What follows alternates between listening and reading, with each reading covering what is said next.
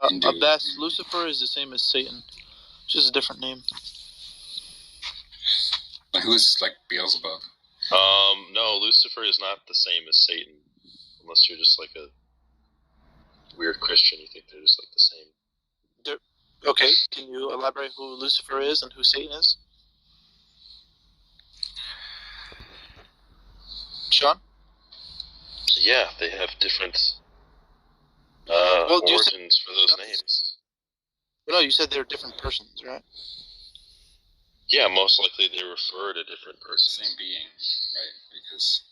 Well, no, that's just a weird Christian story. No, literally, Lucifer is Satan, bro. It's all weird Christian stories. What do you expect?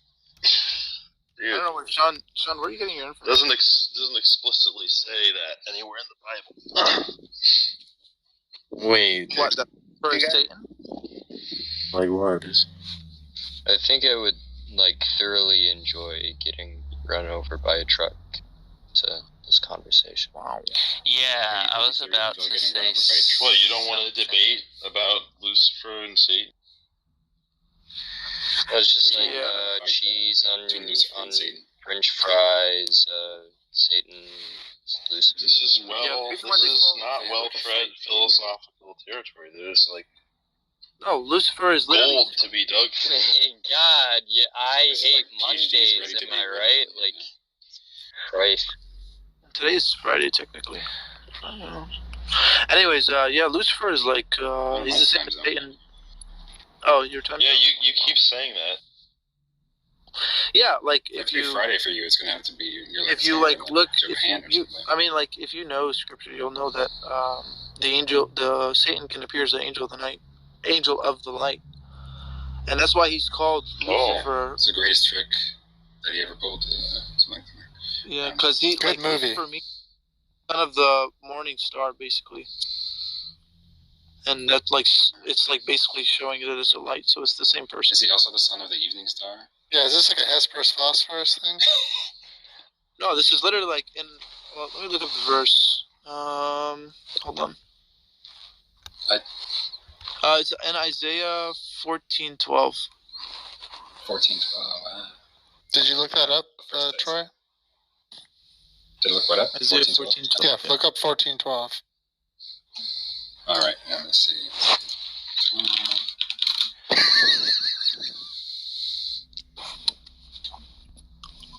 Let's see. Let's go NIV, I guess. It's not clear, NIV. Yeah. Go New King James. Yeah, New King James is base, bro. Come on. Yeah, let's go. Okay, New King James. How you are fallen from heaven, O Lucifer, son of the morning. See? How you are cut down to the ground, you who weakened the nations. Yeah, Sean was spreading fake news. We all should have known that. Now, let's talk about something else. What? Yourself, bro. What are you? Hold on, let me see. Modal error. Oh. Modal error. Wait, you believe in Sikhism? Oh, no. I see what's going on. You just have a whole bunch of text. Okay. Yeah. He doesn't believe in. He believes in walls of text. A modal error theoretic. You don't believe in Sikhism, you're never going to find it. So. Okay, wait. So I think I have a question. Huge question for you, Sean. Do you believe in aliens?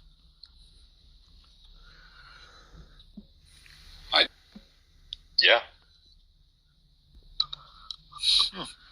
That they exist or they've been here? Well, I was commenting on the former that there are aliens. I don't think whether there are aliens anywhere near Earth. That's another matter. Do you believe these aliens are sexy? I'm just waiting for Sean's answer. Maybe Sean might be AFK. Big universe. I just told you I believe in aliens. Oh, that was you who actually answered. Okay. What about them? What do you believe about them? They're not from Earth. I believe that they're from far away. Okay. Is Cybertron real? I think Optimus Prime is real, bro. Honestly, yeah. Can we not do this like spaghetti monster, fedora, atheist, like run a No, we're not atheists. They're just like it's. Wait, no, I just want to know because, like, bro, lizard people might be real, bro. And flat Earth, the flat Earth theory, bro. Have you seen the curve? That's what I thought. There's something to the. They're called the lizards. They're called, what is it? What's the name that they get? Vril? Bognadogs. No, they're Vril. What? No, it's Vril. Haven't you guys? It's the story that's the name that they were given when, what's his name? He was this guy. He works for the CIA or NASA. And he got he did work in in Devil's Mountain. David. Is that what it's called? Yeah, that's his name. And then he got like all of his fingers like blasted off and all of his fingernails. Oh, wasn't that book the Biggest Secret or something? Or something like that. Yeah. It's like incredible stuff. I know The Secret. The CIA suicided him. Isn't it called? No, it's only a matter. I'm just waiting for when the CIA is going to end up suiciding Mike Lucchino. Or not.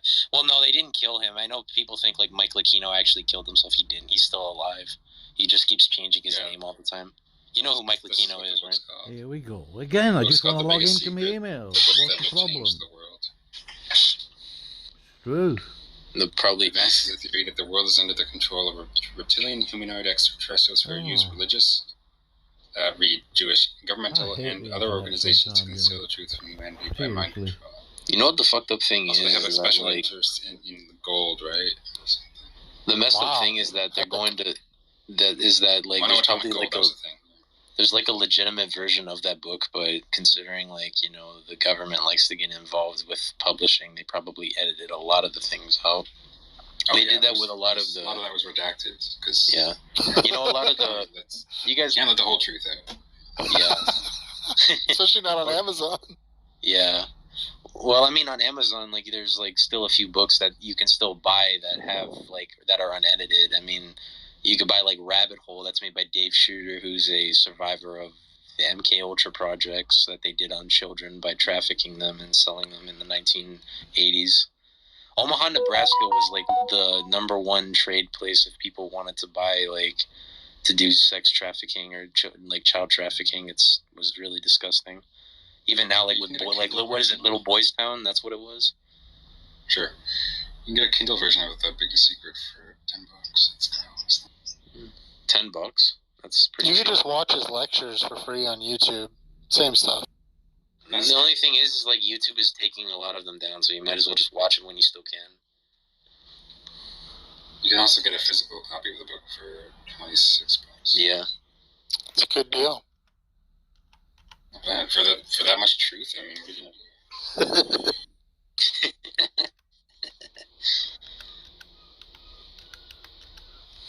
There's a sinister web connecting everything to the Can I get a lizard waifu? Oil companies. It's got 5 stars. Yo, does anyone have 1,100 ratings? Oh my god. Does anyone have Stardew Valley here? Stardew Valley now. Dang. Anybody here in Aquaria? Yeah, bro. I need somebody who plays Stardew Valley, bro. I'm getting bored. I'm sorry, I have it, but I don't play it. Oh man. When you flip a play coin, Elden does Ring it land or heads or Tekken tails? 7. Ew, Elden Ring? Wait, you play Tekken, Casper? Tekken 7, yeah. Oh my god, it's the best Tekken ever. I will fuck you up. Dude, who you play? I play Geese Howard. Oh, I love Geese. Is that a goose? I kick ass with Geese Howard. Dude, let me show you this picture. Is that a Canada goose? Bro, let's play Super Smash Bros. Melee. I don't really like Nintendo. I mean, my daughter has a Switch, but, you know, I don't really... Oh, no, Melee, bro. We're talking, like, GameCube, bro. I hit my daughter with a Switch. Classic. That's nice, bro. That's good that you discipline your children. Amen. Wait, Truthy. You don't have kids, do you? No, but I'm working on it. Okay. Right Guess now, what? the second? Guess what? Or I mean, I'm actually, pray for me, guys. I'm in the process, actually. He's in the process of making many truthies. Isn't that good? that sounds pretty scary, actually. He's making an army of precepts. Yeah, they're coming. They're coming for you. They're gonna bring their arguments.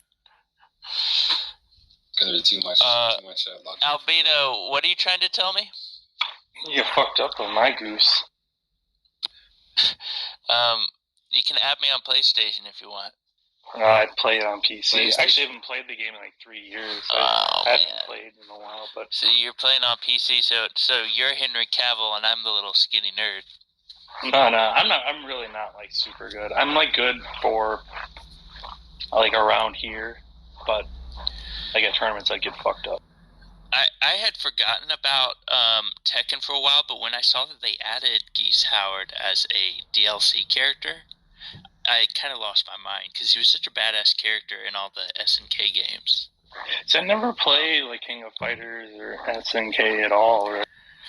I didn't really either, but he was in a game called Capcom versus SNK, and it was Street Fighter versus a bunch of SNK characters, and Yeah. I thought he was a pretty cool character. I think he's loosely based off of Steven Seagal. Like this big, tall Western dude with slick back mafia hair, but he's in the little Aikido dress, and he's like buff like a wrestler, but he gently throws people around. And then add on top of that, he's a mobster crime lord. You'd only get that character out of like an 80s martial arts movie. I never even thought about that, but that's all true. It's so great. He's hilarious. When they put, well, I mean, I think Tekken 7 is by far like their best version of Tekken anyways, but I mean, Akuma really made it so good. Yeah, having Akuma in there, and they put that one character from The Walking Dead in there, and Oh yeah, Negan and Noctis Yeah. and Final Fantasy. Yeah, they got a bunch of randoms. yeah, it's been an awesome game. I've liked it a lot. Did you ever play Street Fighter Cross Tekken? That hasn't happened as far as I know. No, that one did. The other one didn't. The Tekken Cross.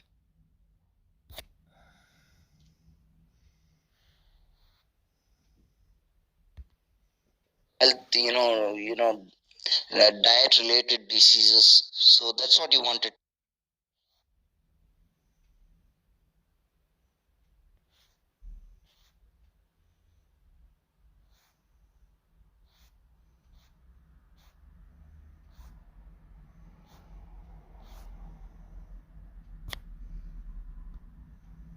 Bad blood between you and me and any other Calvinist. But Secondary issue. I think Calvinists fail to understand that they're always operating from their filter of their doctrine of election.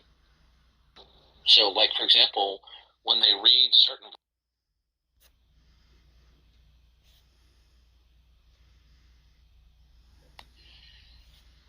He's being rude to me. He's annoying me.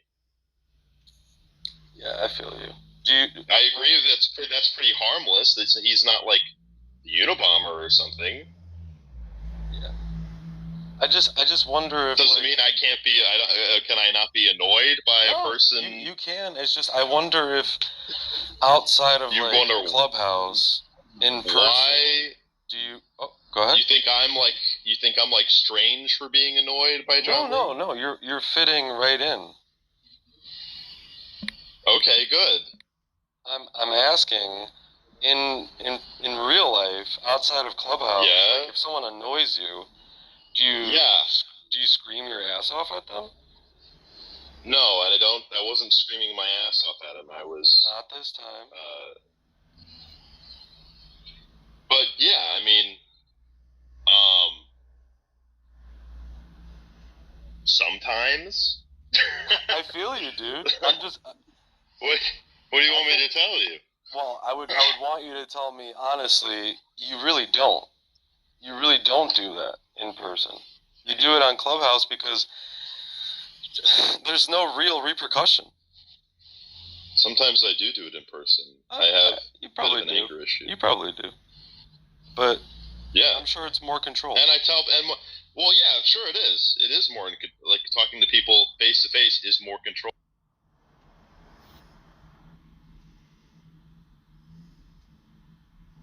Okay. What we have here, without the imposition of a Calvinistic framework, what we have is a bilateralism here. Can you define bilateralism?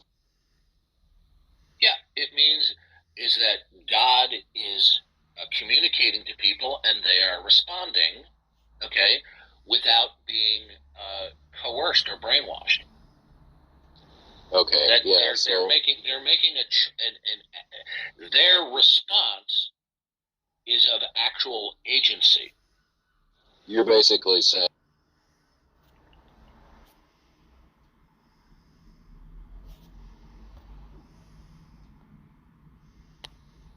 It's just someone to blow up on. It's someone to blow steam on off. It's hard to cash out what it's. He's asking for it. It's hard to cash out what you mean by treated fairly in the context of that person, because he has a unique. Like it's just. Here, I'm gonna go back to Tom real quick, and I have a specific example in mind. Like, should I bring it up? Yeah. I believe he was, and this is all like just my speculation, of course, but he was insisting that you share your philosophy on moral objective, how you have a morally objective philosophy. Yeah. Something along those lines. And once you told him, I don't know if you remember this, but it was just like, oh, okay, cool. Next. That was really rude, and it was a way to dig at you. And it was really subtle, and I know you picked up on it, but you didn't do anything because you have respect for Tom, whether it's out of fear or out of like something else, loyalty. No, I don't have respect for Tom. I actually at the time I didn't pick up on it.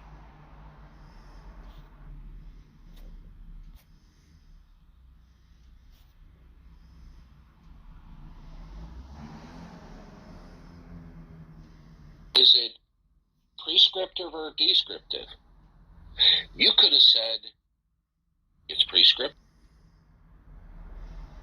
To do is you are trying to focus on certain words and smuggle in the Calvinistic notion of total depravity and irresistible grace.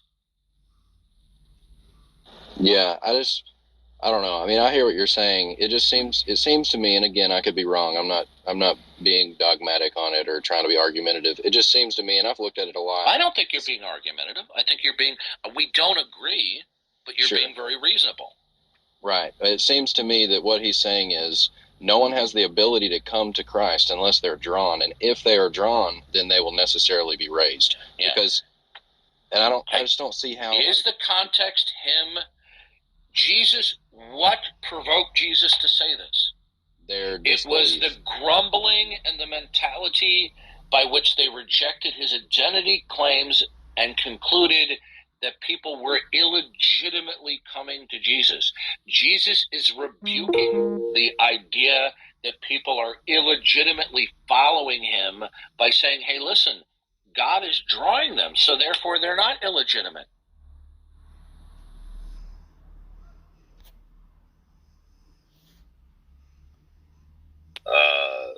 And now when you mentioned it, he wanted to like jump up like he was not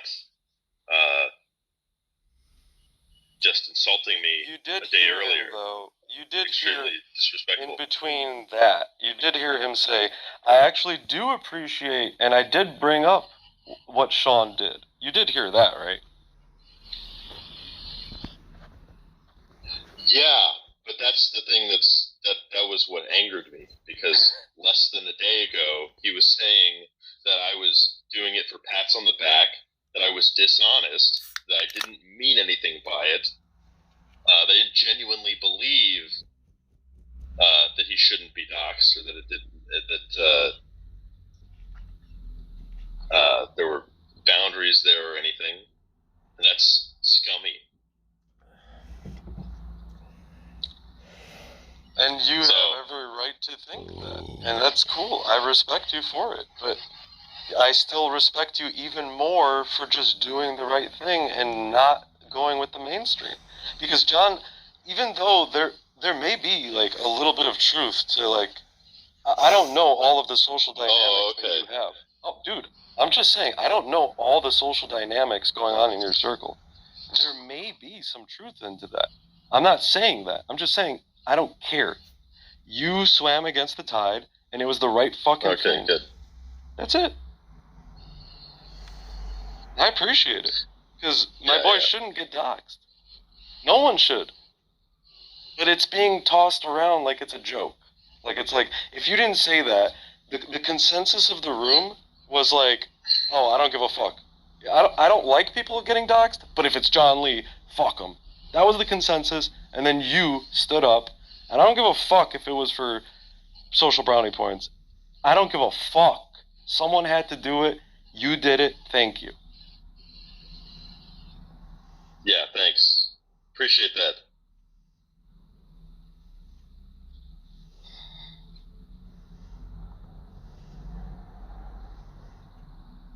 Keep it up.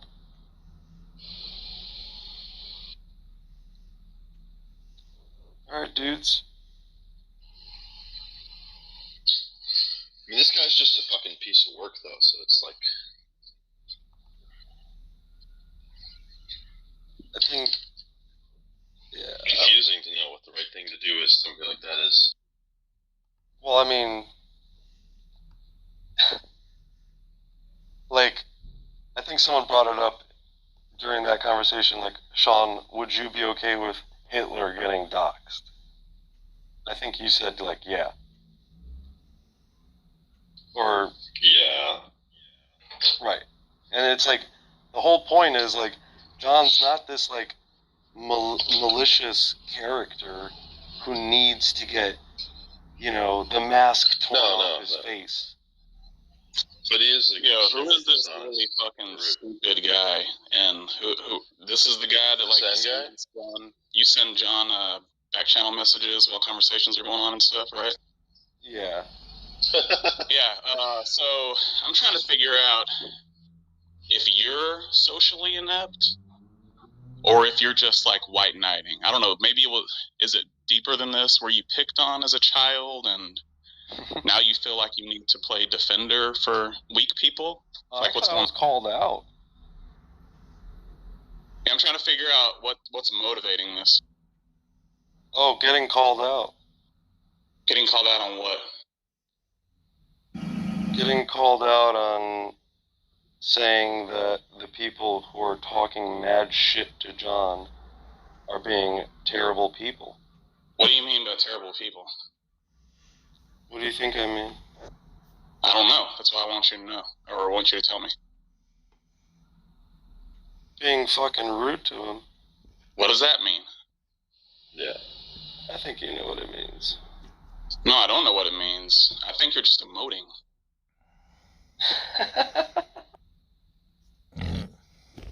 So you're just gonna not answer the question? That was an emote, right? Are you just not gonna answer the question? What's your question? What does rude mean? Yeah, what does being rude mean? Here, I'll give you an example, right? Like, your screen name right now is John Lee, right? So I'll call you John Lee. John Lee, you're a piece of shit. That's pretty rude. Do you think there are no instances in which people ought to be called pieces of shit? Not justifiably. So there's never a justifiable instance of calling someone a piece of shit? You could say it because it's, like, subjective. It's your opinion. But it's then it doesn't matter, right? Then why are you It's emoting? never a fact. Oh, because... Then why are you emoting? Oh, well, I'm emoting like you are because I appreciate what John does. What do you really appreciate that John does? John stands up for himself and doesn't give in to... Everybody else is standing up for themselves by not being trolled by John. So do you appreciate us? Do you appreciate us? I do. That's why I tune in. Oh, so where are the messages where you're like defending us and shaming John Lee. Why would I do that when John Lee doesn't do that to you guys? Because I haven't seen. Oh, he doesn't do that to us. Does he call you a piece of shit? John has cussed at me many times. Also, you don't think trolling? You don't think trolling is piece of shit behavior? No, you can't. You don't think trolling is piece of shit behavior? This conversation's over if I can't say anything. Yeah. Right? You can just dip out, go into the other room, and sit in the audience like you always do, and never come up like a bitch. Well, I mean, I think we're both bitches, right? We're not showing our faces, we're not showing our identities. Well, right? you can think that, but you're a bitch because you don't ever come up in the other rooms, but you come up in Darth's room, you come up in these rooms. It's weird. Wait, isn't this an atheist room? I don't even know what that means. Alright, buddy. I hope you enjoyed yourself. Yeah, you're okay, dum dum.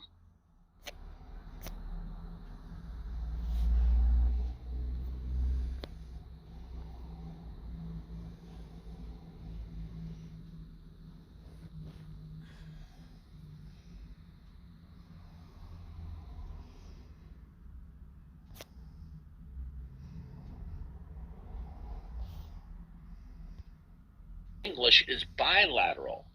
But you want to, because of your Calvinism, you have to see it as entirely unilateral. And that the second part of verse 45 is just simply the byproduct of unilateralism. But verse 45 doesn't necessitate unilateralism. Yeah, I would interpret 45 in the light of 44 and verse 37, and it seems to me to be saying that, like, yeah, okay, yeah, people are. See, you can't. You're not. You see, the problem that I have with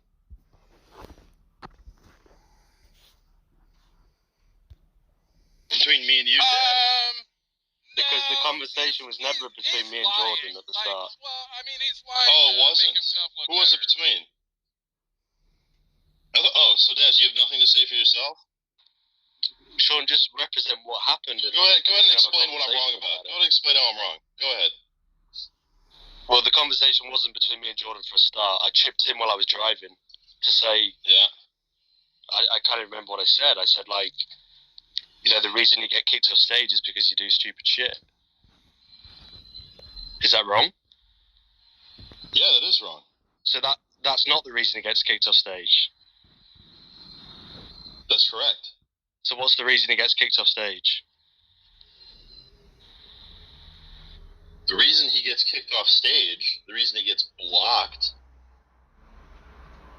and kicked out of rooms is because people have power. He's just making shit up. He's just making shit up, isn't he? Wait a minute, Daz. No, Sean I'm not was just walking making off shit the up. stage in the last room. John, shut the fuck up. I did kick you off the stage, but I didn't kick you out of the room. I didn't block you. I'm trying to block you. Sean. These people are trying to do to Jordan. No, that's Sean. You or got they were trying to do. I guess now they've reconciled with Jordan. I don't really think anything that inflammatory was said to Jordan at all, and you kind of flew off the handle. And you couldn't have been that mad. I'm not talking about something. I'm not talking about inflammatory things being said to Jordan. I'm talking about people blocking Jordan, people bullying him for no reason, other than he does something that's slightly annoying on the mic, and people just being like, "Oh yeah, totally. It's totally cool for you to block somebody from our community that we're friends with." Where do I come into this, by the way? Because when he was messaging me, he was like, "Oh, please let me up. Please let me up." Yeah, by fucking standing. Yeah, by giving Jordan shits, acting like they're justified. What shit did I give Jordan? What are you talking about? What shit did I give Jordan? Okay. Are you okay? You taking the meds today?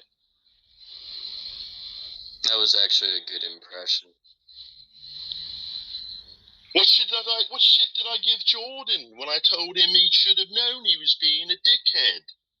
That's actually pretty good. That's kind of got that northern inflection. The thing is, one thing you said is incorrect. Jordan does know why he's blocked. He's been told repeatedly why he gets blocked, so that's not true that he doesn't know. So when he comes on stage and he's like, "Oh, why am I blocked?"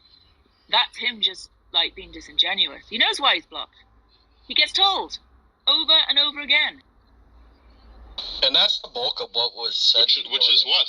Why? I still don't know the reason. Because you're a fucking idiot, Sean. How do you not know why he's blocked already? It's been told to you about 50 He said times. to you, but yeah. Let me read what you told me. The reason was.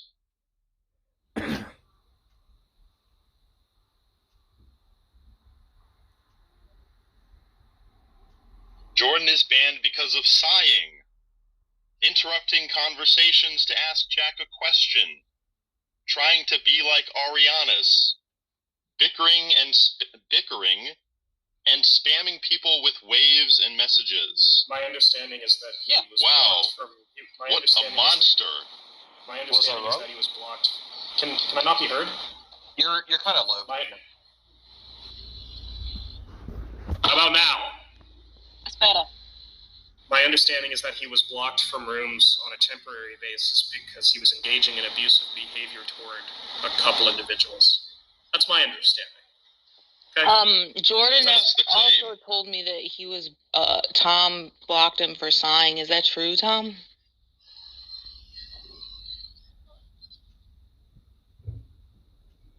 I can tell you why I blocked him. If anyone's Well, interested. didn't he give you like 50 messages or something? Jordan Pretty excessive. keeps doing things that I don't like. I tell him I don't like them.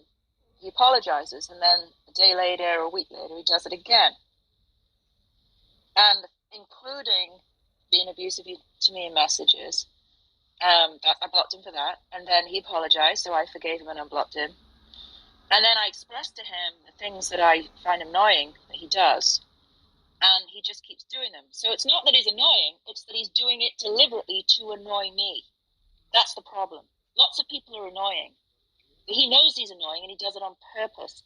I consider that trollish. That's why I blocked him. Yeah, none of those things were anything that Jordan disputed or had any kind of problem with. And then Sean, again, like he does, got recreationally outraged on someone else's behalf. And then threw a big ass fit, tossed out some transphobic slurs, and shit the bed, like usual. Oh, wait a second.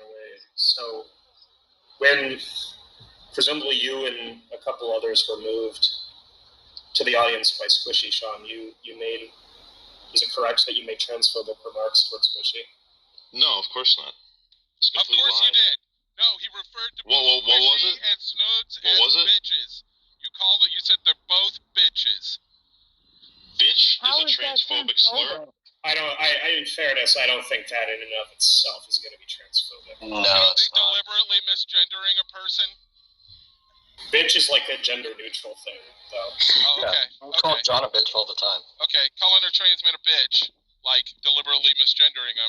I'm just, look. From this- someone who's a Mo. notorious transphobe is suddenly now not transphobic. That's Okay. Sean is a reach. That's a reach, man. I mean, I Sean think is bitch is preferential towards women. But Oh my God! it is Just like fucking uniform. hold on, Jesus John, Christ. Look, John, I am. look. According to Mo. Why? Okay, Mo. Why do you believe Sean is a notorious transphobe? Because I've heard him get mad and then suddenly run into a room and call everybody a tranny. That's why. That's what transphobes do, bro. Is that true? Is that true, Sean? I dropped a T slur the last time I was getting ganged up by the Tom Rabbit. Yeah. Then you left the room, made a spite room, then you came back and did it again, right? No. Yeah, that's what happened. Not that I recall. You guys do whatever. I mean, that's my opinion. You guys. I mean, I don't approve of. I don't look. Obviously, the transphobic slur is not cool. I don't think that's really up for debate. If we're such bullies, how come after everything you've done, Sean, you were still welcome in these rooms? If we were such bullies, we would just be like, fuck off, right? But you're still welcome back here. Even after you called Squishy a tranny, right? So I don't know how you can say we're bullies or we're using our power or any of that bullshit. I'd probably unblock Jordan in a few days too, right?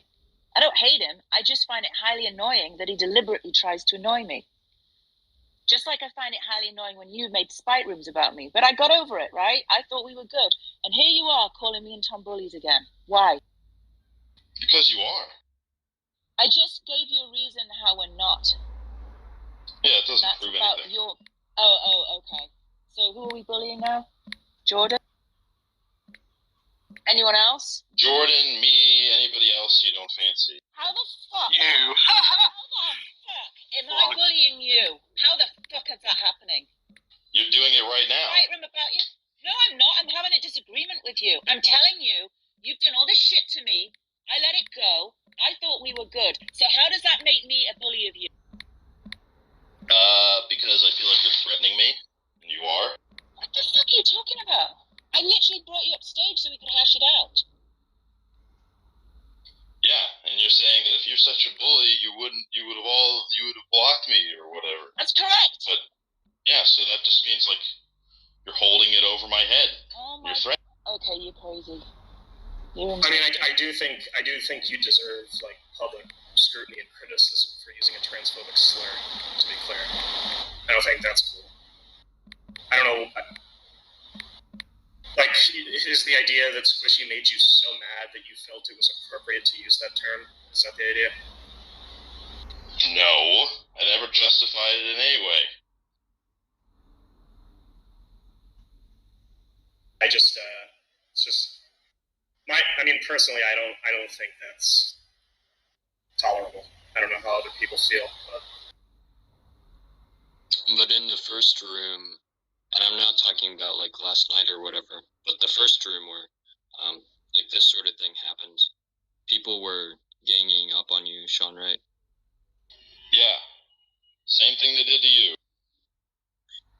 And I stood up for you then too. Yeah, but also, what does that matter, right? Like, you can express yourself and express that you don't like being ganged up on without like using a slur, right? Right, sure. I mean, there's like, I think it's maybe important here to, I forgot what like happened. I don't remember like what it was that happened in that room against Sean, but I knew like people were treating him like poorly. That much was like apparent, and that was like prior to him getting angry. And I mean, like, I don't approve of like the T slur, and I don't think like Sean was happy about using it. He was just like angry, and maybe that's just like not a good justification, but it's not like he out of nowhere like just started going off or something. I think he does do that, actually. It's out of nowhere going off. Like last night, having a conversation with Jordan, they were explaining to him the problem, and they were suggesting ways that he could fix his behavior. And Sean went off out of nowhere. That's exactly what happened. Yeah. Can we get some quick... He's mad because a trans they were lecturing and bullying him the same as like a trans man told you to stop yelling, so that made you so mad, right? Can we get some clarity though? Like, obviously the use of the term is objectionable either way. Did he say the word in some room, or did he refer to Squishy as the term? Yeah. Yeah, I said the word in the room. But not last night. He just one person at a time, please. Yeah, he did to what? As I recall, and I could be wrong, and Squishy's here too, I recall he called Squishy a tranny. That's my recollection. That's true. Right, that's weeks ago. Yeah, so that's true. Yeah, that's... Yeah, Sean's transphobic. He's a little weirdo. No, I'm not transphobic. Yeah, but stuff like that, like calling him a weirdo is... Okay. How is calling him a weirdo remotely on the same level? There's a little context you're missing. So we were talking about some person that they were debating whether they should be doxxed or not because of their activities on an app. No, we weren't. Allegedly would have involved some minors, and so we were just talking about like in what sense it's okay for adults to be friends with people around the age of 18, and Squishy said something stupid like anybody who's friends with an 18-year-old is like. It's not at all what I said. You're such a dishonest scumbag. Oh, what'd you say? I said, first off, what I said was anybody who's friends with kids. I didn't mention any age. I said children is a weirdo. You flipped your fucking lid and you're like, I'm friends with kids. Does that make me a weirdo? And you started screaming like an unhinged psychopath, like you did last night. And then you need to like calm down and go take a nap.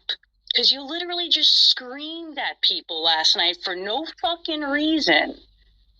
Yeah, Sean also blocked me. Yes.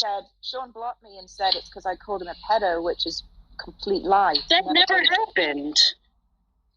Haiti never said that. Yeah, it did. Oh, Haiti never said that? But you said that, didn't you, Squishy? I didn't call you a pedo. I called you a fucking weirdo, and you're still a weirdo. Yeah, and you didn't say pedo? No, I never said you were a pedo. You're the one who's making that assumption, which is a little bit of a guilty mind, don't you think? No, you called me a pedo, and now you're lying about it. Never said pedo. Pull up a recording, scumbag. I mean, regardless, like, you being, like, questioned or prosecuted for something or getting pushed down to the audience, whatever, even if you were, like, quote-unquote bullied in those contexts, which I wouldn't know, I'd have to hear the recording, that still doesn't justify the usage of the term that you used, right? I don't even care what you said about me. I really don't care. All that matters is that last night. Pedo. Oh, I never called you a threw pedo. something horribly offensive back at her because I was enraged. That's true. But he didn't call you a pedo. I did not call you a pedo. You were literally imagining it. It's unclear whether or not it actually transpired the way you recall, unless we have the recording shot, right? No, people were there. Haiti was there. Tom was there. Lots of people were there because what happened was I called him a weirdo and he lost his fucking shit. I never once used the term pedo. Yeah, nor did I. Okay, yeah. And I don't know, like, if I slandered somebody and then blocked them, you would probably call me a bully, right? What was the question? If I slandered somebody and then blocked them, you would call me a bully, right? If you slandered somebody and blocked them? Would you call that bullying behavior? Yes. Well, that's what you did to me. No, it isn't. I never called you a pedo, and you said, I'm blocking Haiti because she called me a pedo. I said you insinuated that I was a pedo, along with Squishy. Well, first of all, I didn't. In fact... Yes, you did. Listen, you don't even remember. I was defending you. You don't remember that, do you? No, you weren't defending me. And okay, if you're not gonna... Yeah. No, you weren't. I said there are certain contexts where it's not weird. And they were the contexts you gave. For example, playing video games like a 16-year-old. The other context was going to, like, what was it, Muay Thai, right, and hanging out with the kids there because you're all doing the same activity. I said, in those contexts, there's nothing weird about that. And those were the examples you gave. So how am I not defending? Yeah, because you were disagreeing that it was normal in that context. Let's agreeing with her. Well, real quick, I want to quickly get clarity on something. So when this happened last night, this whole drama fest, my understanding is that you got very upset with both Squishy and Snugs. Is that correct? Like, those were the two main people you took issue with. That's correct. And what did you when you got angry? When you got angry with Squishy and Snugs, what did you say to them?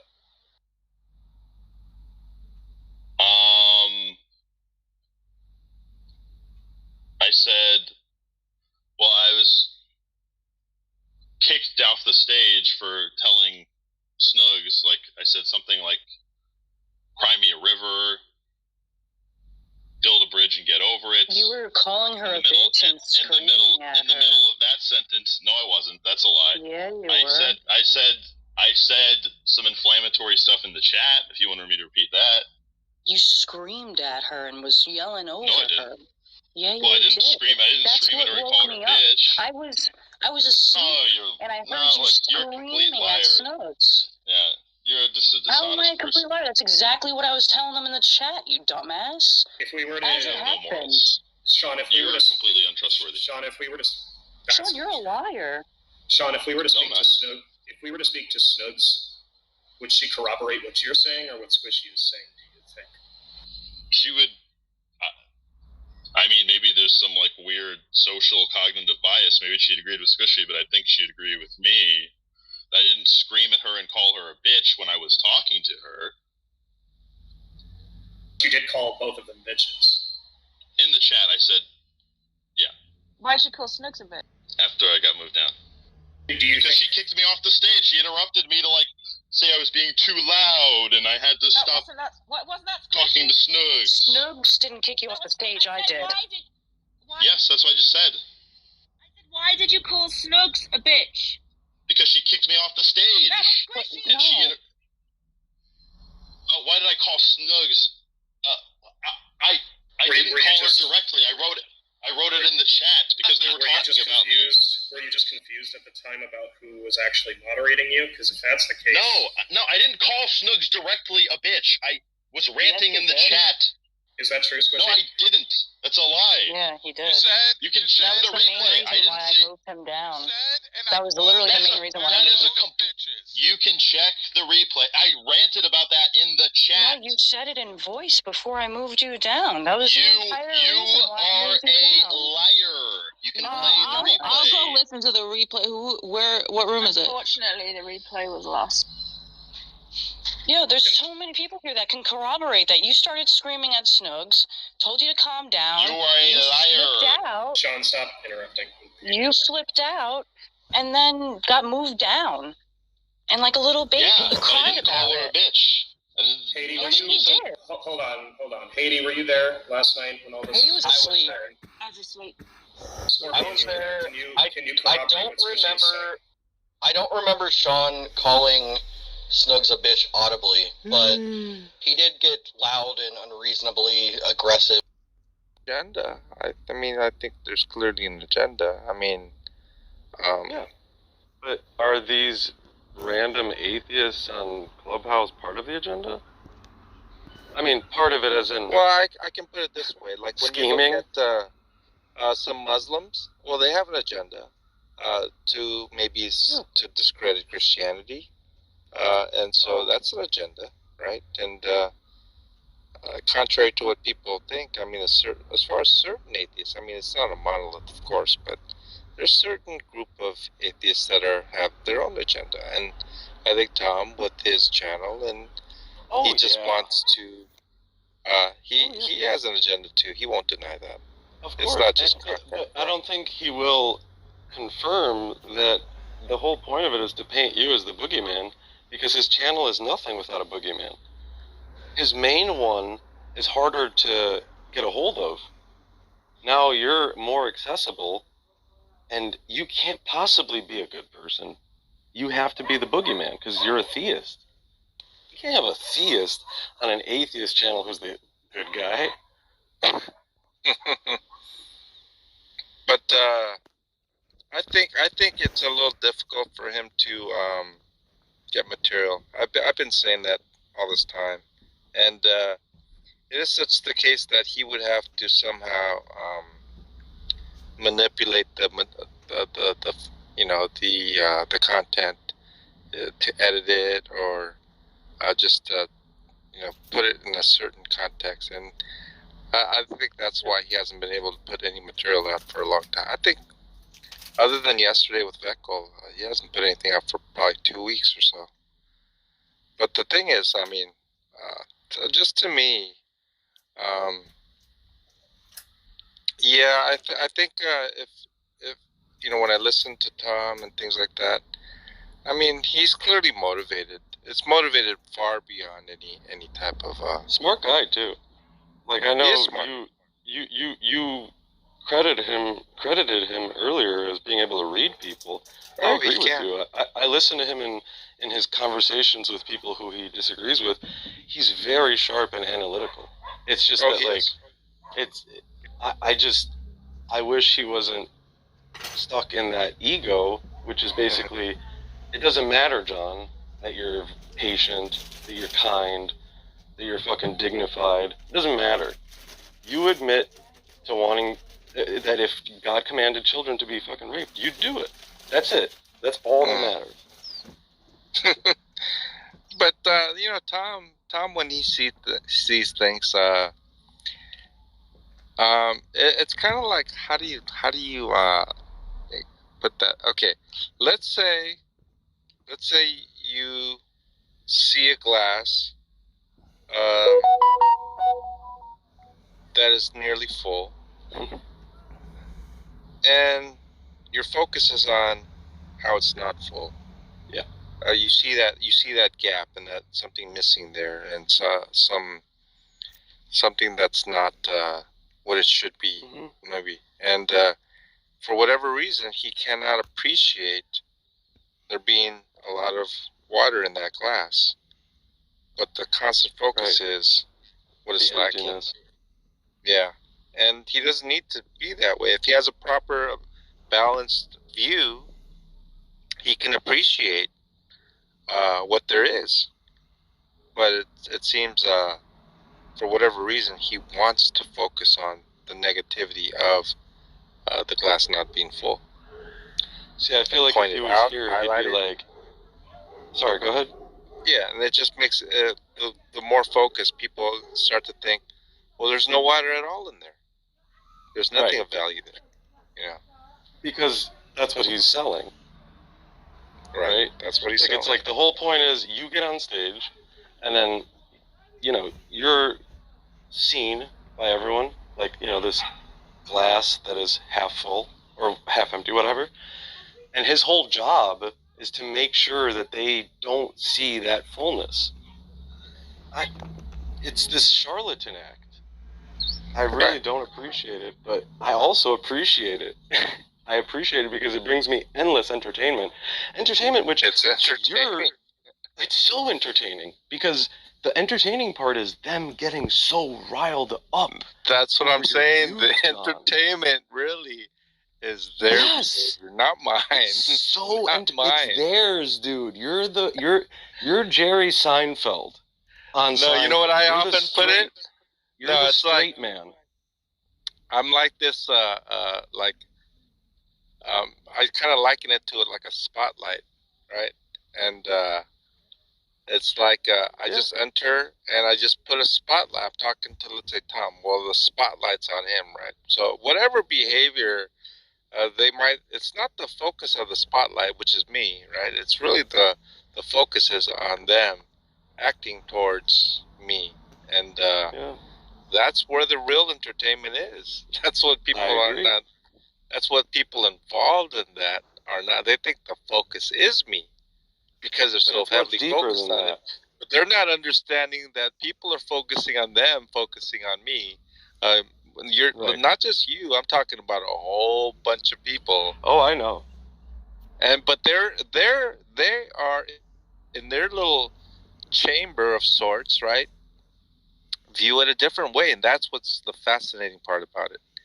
And then when they get a dissension, yeah, like when they'll kick them down. Have you ever noticed, like, the person will come up, 5, 6, 7, 8 people will just totally go down on the person, berate him, attack him, this and Get that, this guy kick him out of from the here. stage, and it maintains their little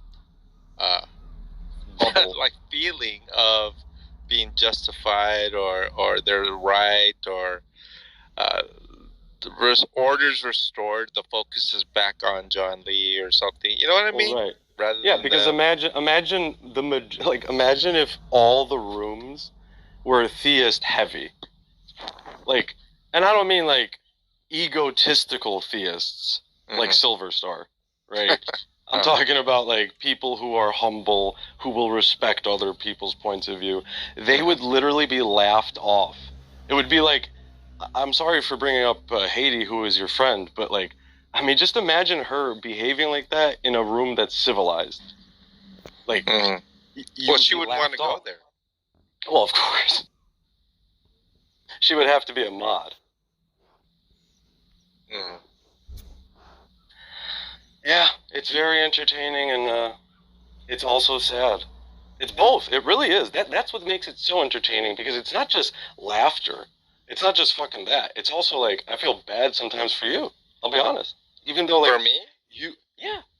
Even though, like, you don't care, but it's like, I do feel bad sometimes, because it's like when, dude, I don't like when someone looks at me in the face and says, "You're a piece of shit."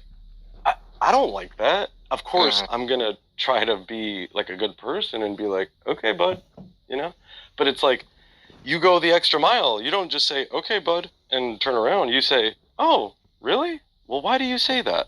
And it's like, that's where like the fun comes in. But it's like, first, it's kind of like this blow of like, fuck, man, why do you guys have to? He's older than you, which I'm not saying anything bad, but it's a respect thing. And then it's like, he shares a different view. The world is full of people who share different views. Like, it's insane. That's what I'm saying. But there, like you said, there's one part that's enjoyable, but it's also sad. Right. And, because when I hear someone scream at you, I don't just feel bad for you. I feel bad for them too. It's like, dude, you're becoming an animal. I brought it up in chat earlier when she was screaming at you. I'm like, imagine her dealing with small children.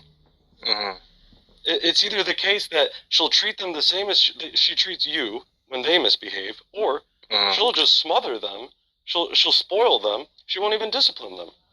I'm better. Now, you know what's funny is when they're starting to rationalize. Just like when I came to this room because you pinged me, they were rationalizing, right? And I noticed you brought up something like when it comes to doxing. Oh yeah, we shouldn't dox, and it's immoral, and that's this and that. objectively immoral. And then they rationalize and they go, okay, would we dox Hitler? And Right. so it's like they have to make me out to be Hitler in order to say, okay, we can turn a blind eye to it. We can, he doesn't really care anyway, or this or that, or I mean, it conflicts with. They either have a very strong position on whether someone doxes or not, and yet they want to specially plead another sentence to say why they are acting the way they are in being complicit, or at least, being like apathetic, condoning in a certain way, allowing. Oh yeah. But it's kind of Turning a funny the blind reasoning. Yeah, it requires their reasoning to make me out to be Hitler to say, "Oh yeah, you know what?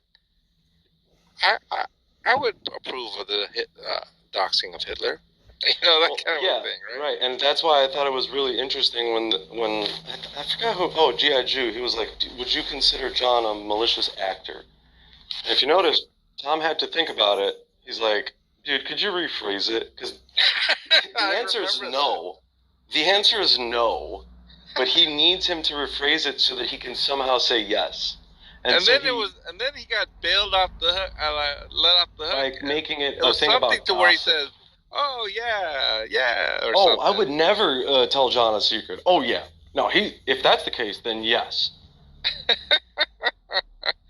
And I wouldn't. That's the thing, Well, like, I don't know if he knows you well enough to know whether you would or not. I do make some executive decisions in the sense of, okay, that was a private conversation. Would this person be upset if I disclosed it? They didn't explicitly tell me not to, but it was said in confidence, let's say, and so I do make those type of thoughts, and I say, oh no, they wouldn't be upset if I said it, and that's so you respecting them, because you think that they hold to what you believe, which is the most dignified thing, which is that's not me. That was my past self. That's not me anymore. So that has nothing to do with me, what I did in the past. Right. But that's obviously, it didn't turn out like that. You gave more respect than was due. I mean, that I remember not so much here, but in Facebook. I mean, when I used to speak about my substance abuse and things like that, that was just used as like a bludgeon for so many times. I think society's gotten to a place where it's actually politically incorrect to start, putting people down for things like that, and that was not always the case. So it's really a transition in their belief on what is acceptable and not. Well, I thought that you were taking it from the perspective that, he's a Christian, so it's like, you did this, I don't know, I guess I see it as have you repented? If you haven't, then, if anything, John's doing you a favor. Fucking repent. So me, this is the issue. I'm the one that brings it up. I don't have any problem with it. I don't do that anymore. I'm a different person. Glory to God. Right. All these things. And if it's the case that someone tries to say, oh, you're just a crackhead and this and that. You're going to shrug it off. It's not anything to you. Of course. That's the thing. They want it to be something, and they think that if they do it collectively and persistently, that it somehow affects me. And they find out that it doesn't. Just... But the attempt, the collective attempt, the collusion, the just the mentality of other people trying to join in and trying to entrap. I mean, just the whole activity is just unhealthy. And if this is if you think this is the greatness of not believing in God, or of course I'm not going to attribute it to atheism in that sense, but if there's a group of people engaged in this behavior and you think that this is somehow better and that religion is detrimental, well, I mean, are you really seeing clearly? I mean, what are you looking at, and how are you viewed objectively? I don't know. I don't think people sometimes consider that because they're so hyper-focused on what they are. I agree. It's just like when people ask questions. They don't know how to answer questions generally because they're so busy thinking in terms of as being the inquisitor and the interrogator. And they've gotten so used to that, they don't even interrogate they don't even ask questions about their own positions. Personally, I'm very inquisitive. I also know how to instigate, but I also know how to differentiate between the two. Like, when you're interrogating someone, it's because, you want to get something out of them. But it's like, what do they want to get out of you? They want to hear these things that you'll say. But it's like, just for instance, kicking puppies. If that was good, right? Like my first thought is, if that was true, that God made that good, then we wouldn't even think about kicking puppies as a bad thing, right? But they're like, because the debate is not whether it's good or not. It's already understood as good. Right. Being that it's good, then you work it out that way. That's why I just don't understand why they don't get that. Or do they? I mean, like, maybe if it was understood that anything that feels good, no, because you can make the argument, right, that, like, if a rapist, like, enjoys rape, then, like, so actually. I have a question. Are you blocked from that room? Their rooms? I have no idea, but I assume I am. If you want to go there, John, I'm cool with that. I just wanted to talk to you real quick. There's a room called Coffee and Consequences. I'm just curious. Does that come up in your Should I be able to see it? Yeah. I saw it earlier, but they probably blocked me now, so, yeah. Well, it depends on who's on stage and who has you blocked, but So sure you it's don't see Hazy that. and Scorpion and whoever else. I'm sure a bunch of people block me. No, I don't see it. You don't see it. No, but that's not a problem. Like if I ever want to tune in, John, I got it. You know, like it's not a problem. It's just like it shows me like I can't actually enter this dialogue the way I want. Well, here's the thing that sometimes, let's say Snugs, or Squishy or someone, they'll contact Katie and go like, hey, I'm blocked from the room, and then she'll go, does anyone have, you know... But she'll be one of the people who have me blocked. That's exactly why I would bring it up, is what I'm saying. I'll just say something like, you know, NS can't get into the room. And then, so the question is someone going to, you know, make it so that people can enter the room? I mean, why would they, or is though? it the case that they're going to be selected? You could just make the argument that, like, I'm a hater, and, like, all I do is white knight for you. And Oh, no, I wouldn't even go there. You know, I would just simply say, we have a person here who's blocked, and so accommodations have been made for certain people in the past.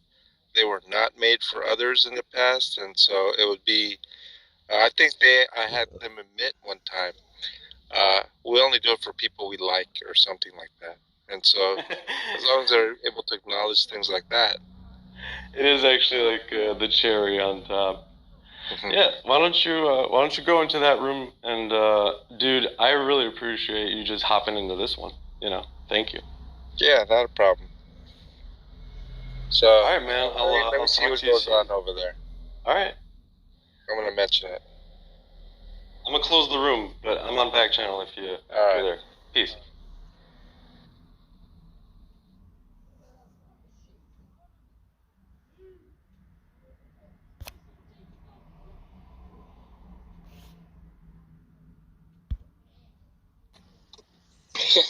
I acknowledge that I also have Calvinist.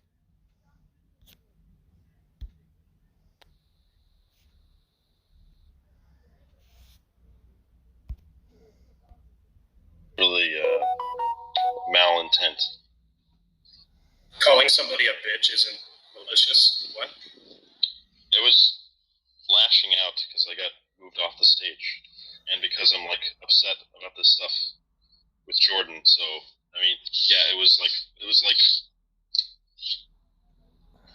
Look, Sean, if it really annoyed you, right, and you told the person like 3 or 4 times, this really annoys me, please stop doing it, and they kept doing it, would you conclude that they were doing it on purpose?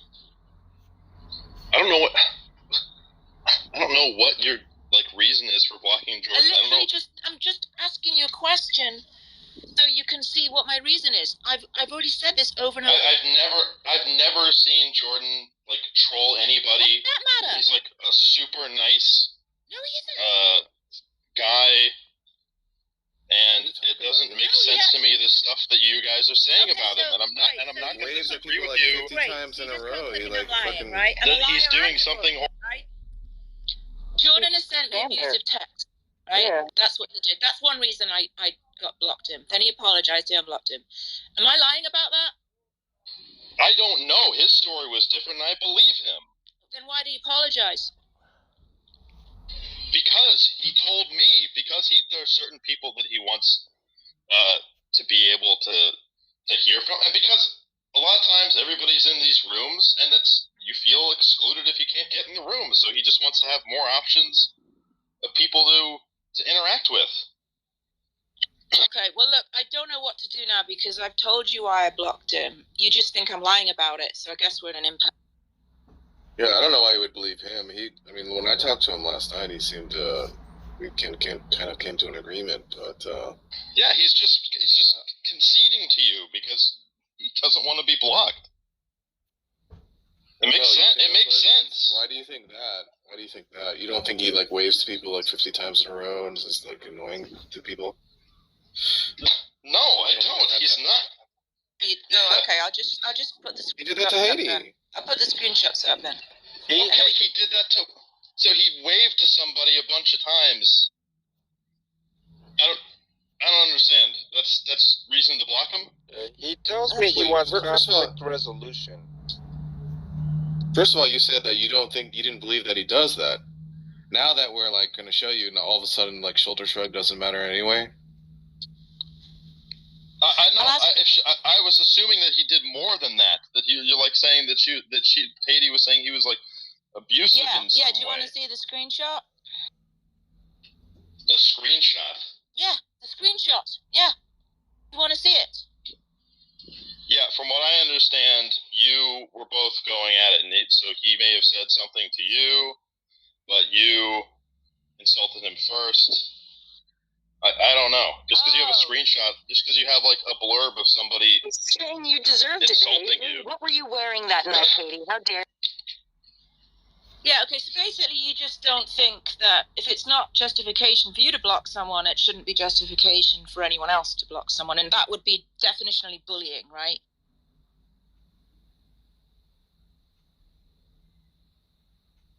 It's also just unreasonable. Like who are you to say why anybody should block or unblock anyone? Like that's not. There's no rule about that. That's kind of silly. Well, NS says he can't John, get into the can room. you just shut the fuck up, please? So the question is not block or who blocks. It's a question of who is let up in the room when someone's blocked. This is relatively simple. The problem is if you are blocked by certain people, it significantly restricts access to rooms that you want to be in by your own lights. And you've already said that you are actually of the belief that you shouldn't. Yeah, so people just shouldn't block people. Just let me finish talking. I don't really care what you guys do. You want to block me? That's fine. But you do care because you want to be in these rooms. Doing that. You do care. If you did, absolutely care. We would hear you talking about it in the other rooms, complaining. Sean, instead of like freaking out, that's fine. Sean, I'm not going to block. You're really quiet. Sean, I was in the middle of speaking. Please let me finish, okay? Point is, you absolutely do want to be in here. You think you shouldn't have done what you did. So, best course of action to avoid the situation where you can't come up here, aka people block you, is to express that you are remorseful and just leave it at that. No further argument, no further disagreement. I don't necessarily think you have to even abandon the view that you were wronged, but that's your best course of action. If you don't do that, and you insist that people are like bullying you or Jordan's never done anything wrong, you cling to these weird views. It's just going to be problematic for you if you want to talk to people in here, which is one of your stated goals. Yeah, that doesn't mean so my goals are conflicting. Yeah, I agree. On the one hand, I want to like talk to people when they come in here. I want to be able to like go around different rooms, and on the other hand, I don't want to just concede that Tom Rabbit and Haiti and people, it's like well established that they're like bullies and they're like. You're not conceding to that. Yeah. All you're saying is that you shouldn't have overreacted. Well, I don't know what I'm conceding. But you're saying like all this stuff that you're saying, Pogan, like is like you're adding stuff in there, so I don't like. What was no, I'm not. What was unclear about me saying you should just express that you are sorry for overreacting? There's nothing there about saying you weren't bullied or whatever you fucking want to. Because I don't think I was. I kind of overreacted, but I don't feel remorse. I feel justified. In yelling, it wasn't an overreaction. Yeah, right. Exactly. If it was justified, that implies it was proportionate to the situation. So you're contradicting yourself. Why is that? Because if something is justified in the context that you're talking about, it means that the reaction was appropriate given the circumstances, which would make it not an overreaction. But you said it was an overreaction. Yeah. The point is, I'm not just going to like agree with whatever you're saying. I should say and say, yeah, I say that. I would just. No, I'm not. We're not even talking about that right now. I'm just saying you're now contradicting yourself. That's fine. I don't care if I'm contradicting myself. Well, like when you say that I'm a bully, you're saying to Jordan, like, I don't even know what you're talking about. I like have very little contact with him at all. Period. Okay, so what? In order to bully someone, you have to be interacting with them. No, or you could just unreasonably berate them in the few times you have interacted with him and block him. I think blocking is bullying. You think blocking is bullying? Wow. In this case, it's how you survived on the internet. I don't have a fucking clue. I think in this Clubhouse thing, it's like akin to bullying because it's different. It's like it's not like you block somebody on Discord or something. You can't like block them from coming in rooms or whatever. But you're just like, yeah, I'll just block whoever, and then they won't be able to interact with a bunch of people who are friends with them. It's different dynamic. You're essentially saying a person choosing not to interact with another person for whatever reason is tantamount to bullying. Is that right? Because that's pretty fucking stupid. It's not just choosing not to interact with somebody. It's like it's banning them. Yeah, do you think the people trying to like pursue me across the internet and bring up like random shit that is false? I don't think it's. I'm in the middle of. Yeah, you're just wrong. You think I'm bullying those people by blocking them on Clubhouse? No, I'm just saying in the circumstance that Tom was blocking Jordan, he was bullying him. You could use blocking as a bullying tactic. Yeah, why though? Because he didn't do anything to justify that, and you're like really weird about like. But that's false. Certain the statement that people have to meet. The statement that he didn't do anything. And he bashed Tom all over Clubhouse. That was why he was blocked. Yeah, I mean, he like would wave at us like nonstop. I think I have my messages like set to where I can't receive. Like I don't know if I got those. He did send me messages. We asked him very simple requests like don't come in, don't do this sighing thing nonstop. Please, when you come in, don't just like that was weird. Don't overtake the conversation and just like try to like go into some deep dive of philosophy talking about something when we're talking about something. These are very, very simple requests, right? And then he'd like constantly make spite rooms, right? And then like it's just like what of all that interaction is something that like I want or would not just. That's fine. You feel you're justified. I don't. Why am I not justified?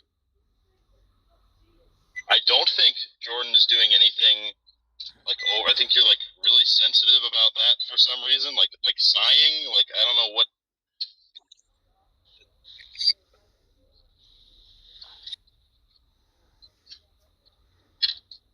Like you have all these weird rules that people have to follow, or you get really mad. Like not a weird rule. If someone comes in, then you just go. Like constantly, you think that's like not fucking annoying? Spamming chat to be let up constantly, coming up and then just asking people if they like him or not. Yeah. You know how many times I've unblocked him? You know how many times I've unblocked him and he just does the same thing and I just reblock him? What's funny is, I wonder if Sean thinks Jordan would go to bat for him like this. The only person Jordan's ever gone to bat for is Darth Arianis. I think Sean also was blocked before, and he just like empathizes, and he just like sees that, and he's like has animosity about it. Yeah, so I said. No, Jordan's my friend. I think he would go to bat for him, and I'm genuinely upset. I was genuinely upset by it, and that's. So. Did you ever tell him just like, hey, stop doing this annoying stuff? I mean, like, you'd probably be better served doing that. Because that's the only, because once that happens, he's back in, right? The idea that people are entitled to access rooms is also really bizarre to me. Like it's like I just. I'm not saying they are. No, but you're phrasing it as bullying. That's right.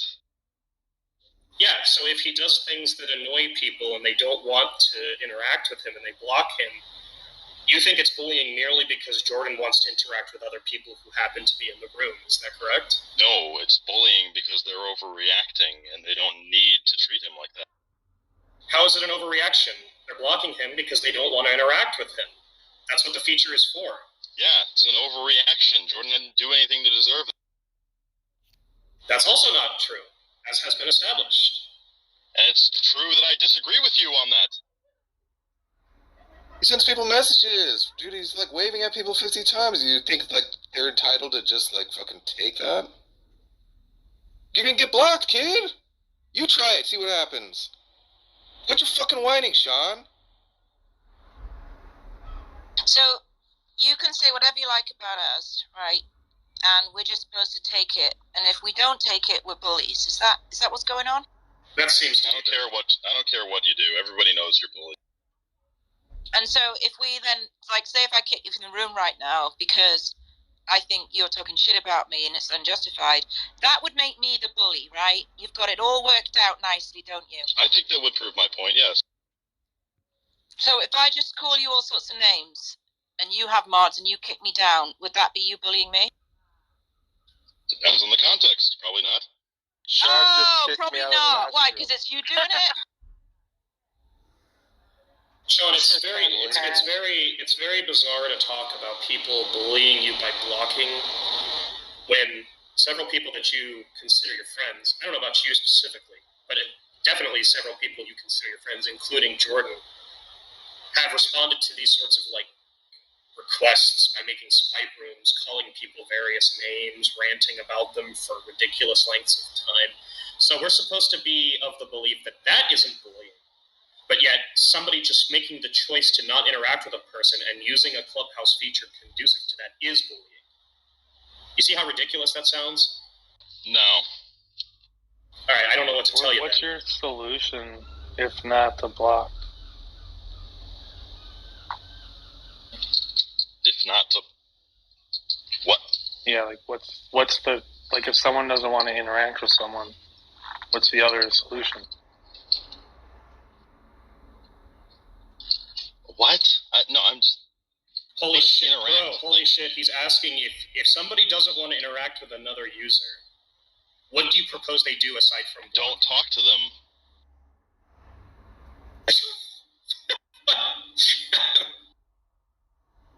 Some of the features. The point is. Go ahead. No, Albedo, please. Help me. I don't disagree, but the blocking feature on this app is a lot more like radical in some terms than like Discord, because it literally prevents people from just listening, even if they could never speak. But look, if I was being like harassed by someone after I told them repeatedly to stop, you bet your ass you're getting blocked, dude. You're a bully, Albedo. How dare you? I am a bully if that's what it means. But look, if you have a different solution, propose it. Yeah, I don't think that Jordan did anything. I don't think Jordan was harassing them. They don't want to talk to him, don't bring him on stage, or whatever. There's no reason to. Spammed Hades messages. Okay. Usually you block people to stop them from spamming. Do you think that she should have done something else? Like maybe ask him nicely to stop like she did, and then he didn't? Yeah, the blocking wasn't the first response either. Like it was a result of chronic behavior that was just not changed, right? So it seems like the idea that blocking is an overreaction is only going to have weight if it's the first response to something. But if somebody continues to do things that you've told them explicitly not to do, and you block them, how in the fucking world is that bullying? That's what the feature exists for, again. Can Jordan just like not do it? Is that possible? Well, apparently not. Yeah, I don't. I mean, that's the other solution, right? Is he just doesn't do those things and then he doesn't get blocked? Albedo, Jordan has already apologized and moved on in, like, the relationships here. It's Sean who's, like, dead set on this. I guess I don't know the solution. Even last night, we talked with Jordan about why he gets blocked, and he was understanding, I think, If you want to of look what at was the said. pinned link, you'll see that I expressed twice, stop messaging me. And I said it again, stop messaging me. So this idea of, like, just don't talk to them, I expressed to him I didn't want him to message me anymore, and he continued. But I'm the bully, right? Fucking Sean, I'm the bully. What's funny is that John messaged me Tom once. I tried asked to him, bully don't me message last me time, again. and I embarrassed him. And stop messaging me.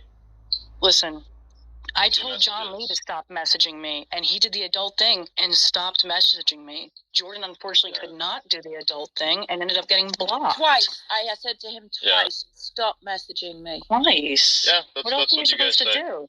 That's what I said. That's a fucking screenshot, Sean. Stop messaging me. Yeah, I'm reading that. I'm not seeing any harassment in this screenshot. I'm seeing him trying to plead his so case. you think when someone asks you to stop talking to them and they keep going, that's not harassment? He pleaded his case. Just because you say stop messaging me, he felt he had to get something off of his chest. Yeah, that's That doesn't seem like That's a him he's like thing. That's a him thing, bro. constantly That's messaging you. also He kind sends of you one message. So I should That's just take anything. If someone wants to talk to me, I should just let them. And if I don't, I'm a bully, right? No, just don't talk to him. Don't respond to his messages. Wow. Yeah, the definition of harassment is kind of doing something you've been explicitly told not to do by a person, therefore violating their consent, kind of, right? That's fine. I don't agree with that. Wow. He doesn't agree How can you with not that. agree? How can you not agree? How can you not agree with that? Harassment is when you do things to Sean. Oh my god. No, I don't want to fucking debate you about I don't want to debate you about a fucking definition of a word. It's ridiculous. Sean needs to debate a dictionary.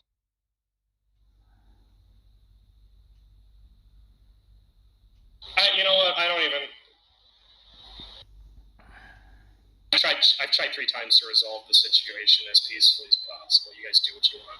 Well, look at what John said. I love canceling atheists. Fucking hypocrite. Oh, that's not John. Oh, I'm a good. That's not me. Oh, Someone else. Oh, fuck. That's the But other you John. could always get Oh, a you screenshot. should really be changing your name. Don't impersonate people on this fucking app. That's so annoying. So I guess, like, it's an open season, guys. Send me anything you want. Well, this Why person's don't really you force us dedicated. to ignore it? I can't do anything about it. I can't tell you to stop. No, I'm not entitled to that, right, Sean? I just have to ignore it. So go ahead, guys. Send me your fucking harassing messages, because according to Sean, if I do anything about it, I'm a bully. Yeah, I didn't say that. That's exactly what you said. You said you could just ignore it.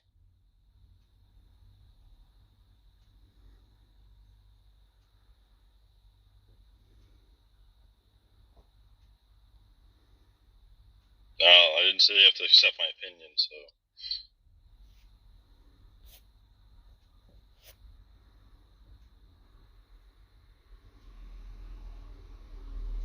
Wow, man. Okay.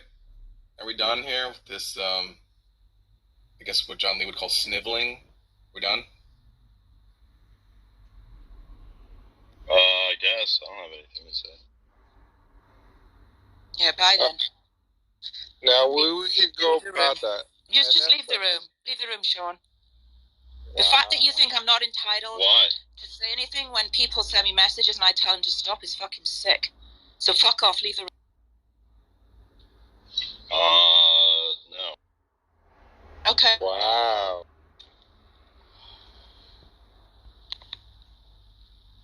This is not the outcome. Oh, there he goes. I tried to warn him. This is not the outcome he's going to want. I mean, does he just think, like, stalking's not a thing, that the woman should just ignore it? He called you a liar, Haiti. He didn't believe you. He's a piece of shit. Yeah, it's fucking ridiculous. Like, blocking is bullying. You know, there is a sense in which it could be like, I mean, if you want to just like try to fuck over like and like be in the rooms that people would want to go to, but it's that doesn't make, because this is our room, right? This is like our room, right? That's the thing. Like we're maliciously going to other people's rooms so that like they can't get into the rooms they want. You know what I mean? Yeah, anybody can make a room. They don't have to be in this room, like, or whatever. Like, it's fucking. The blocking feature definitely isn't like the best for situations, but like if you're getting harassed, what else are you gonna do? He's got this weird thesis that we should just let people in rooms who hate us, who talk shit about us, who call us bad names to our faces, and if we don't like that, we're the bullies. It's ridiculous. Hogan is bullying his doxers right now by blocking them. Right, exactly. Fucking Hogan. This is a bully mask. You know, there's a lot of people that bully me. Darth is bullying Jack. Oh, Sean's spamming me with waves. Jesus Christ, dude. I would like to say that, Hogan, on behalf of the party, we appreciate you chairing your first struggle session, and we think you did a good job. I didn't fucking do anything. I just pointed out that it doesn't make sense to like take this obstinate ODD stance if he wants to be in these rooms, because that's the exact behavior that'll get him blocked. Nah, man, that was just a little communist teasing. I don't get it. And about the party line, General Secretary. Yeah, I think it's just like Jordan's his friend. That's really it. I think it's that, and he sympathizes with Jordan because he's gotten some of the same treatment, but still, it's just fucking unreasonable to behave that way. And to Snugs of all people, too. That's what really fucking made it weird to me, was that he was lashing out at Snugs. She didn't even really say anything. I mean, she was in the middle of explaining, like, Jordan, there's some things that you do that are annoying. And Jordan's like, no, I can see that, I agree. And then Sean flipped out. Snooks is always so nice. It's really hard to... He started yelling at her. Like, oh, he was yelling, not... Okay. I have to be very precise. He was yelling over her and talking over her, literally, and I'm sure you guys are already aware of his mic issues. Or if he raises his voice a little bit, it's fucking ear-shattering loud.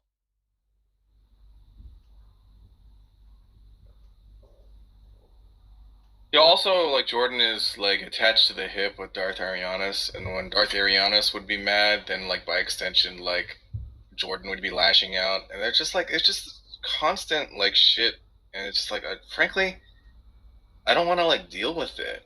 Like, it's really nothing personal, it's just, like, this constant bitching and, you know, shit-talking in the chat, in their own rooms. There's making spite rooms, just like, dude, don't do the annoying things I've outlined, and there's no problem. It's really simple. I don't really get why it's so difficult.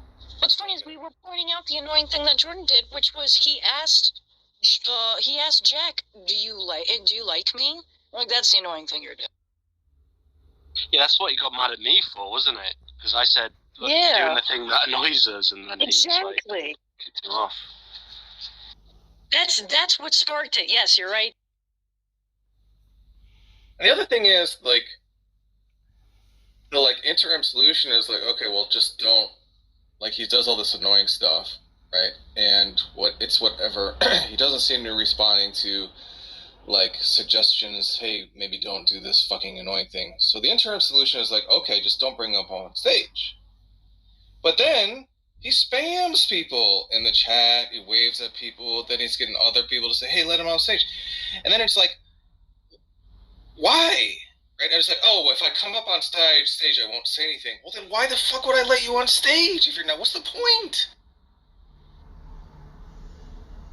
See all this bullshit? Like, why would I want to deal with this and not just, like, fucking, like, block him?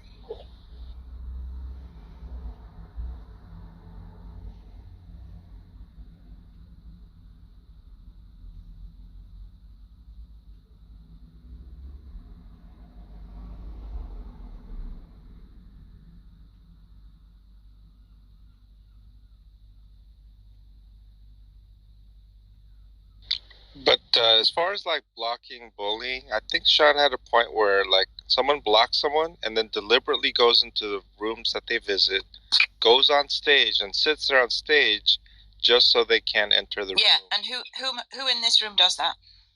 I'm not aware of anyone. But, Yeah, but that's you want not me to name what I do, names? though. Yeah.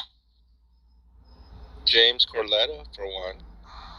Is he a frequent flyer in these rooms? At least he used to, anyway. You're just John? naming other John. things that other people do. John. Oh shit. Who am I blocking right now? Do you know who I'm blocking right now? Probably about to be John. I think you stopped. I think you said you stopped blocking people. John. So then why the fuck would you say that? Am I blocking anybody right now? Do you deny that you used to do that? Am I blocking anybody right now? That wasn't an answer. And hang on. No, you're avoiding my fucking answer, you fucking prick. I did block people in the past. And you know what? No, fuck you. Prevaricate this, you fucking pussy. Look, asshole. I blocked people in the past. And what happened was I didn't agree with how the blocking worked. I did not go to room just to keep people out of rooms. For you to say that, that's hearsay and it's bullshit. You're fucking full of shit, you're a liar, and you're worthless. Fuck off. Yeah, but anyways, John, I even said that there is a sense in which like the blocking feature can be like used to be like overtly like malicious and like bully in a sense. Maybe that I can get on board with that. But that's not what I did to Jordan.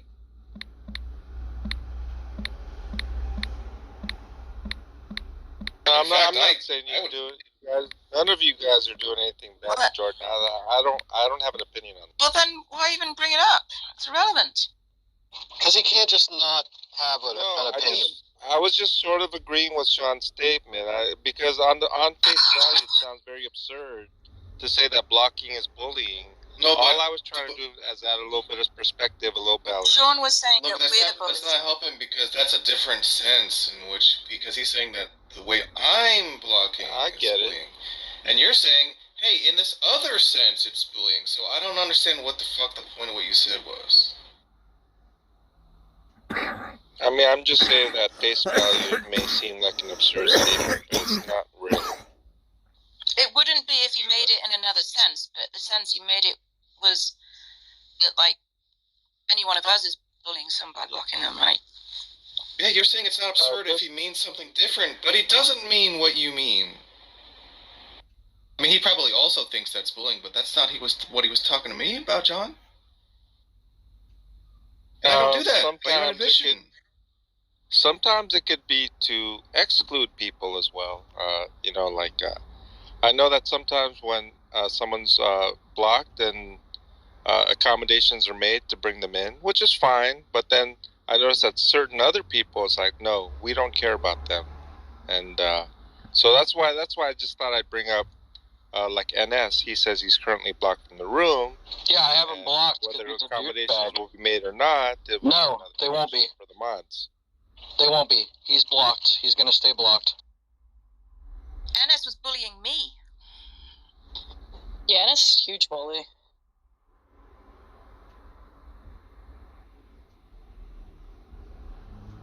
Which of course, John. Of course is no. Don't get me wrong. That's your prerogative.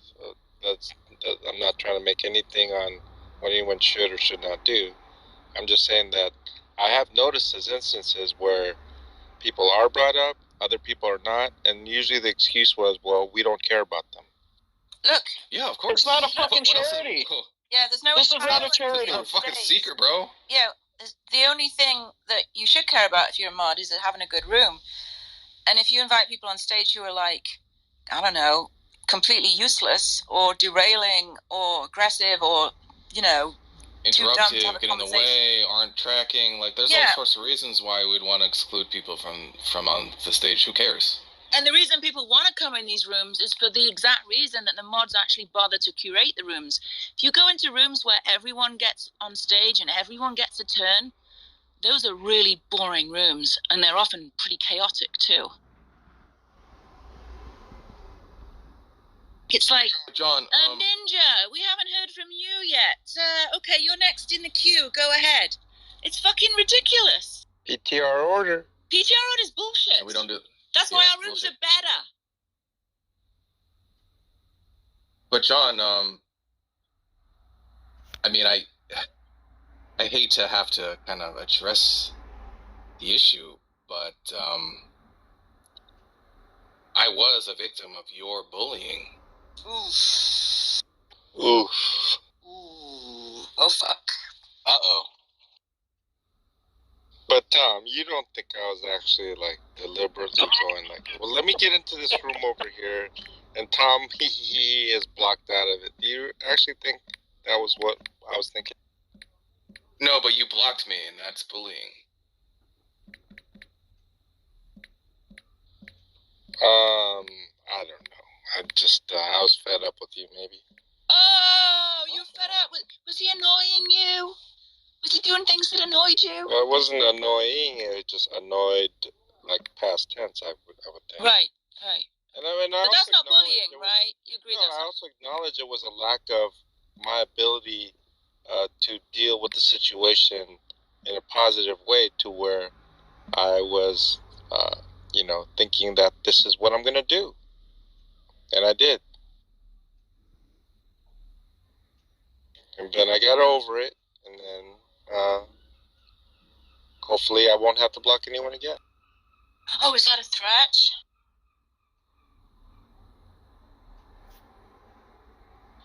No, that was not a threat. Oh, because Sean's argument is if you point out you haven't blocked him, even though he's treated you like shit, you're threatening to block him in the future, and that's his argument. I think that's reasonable.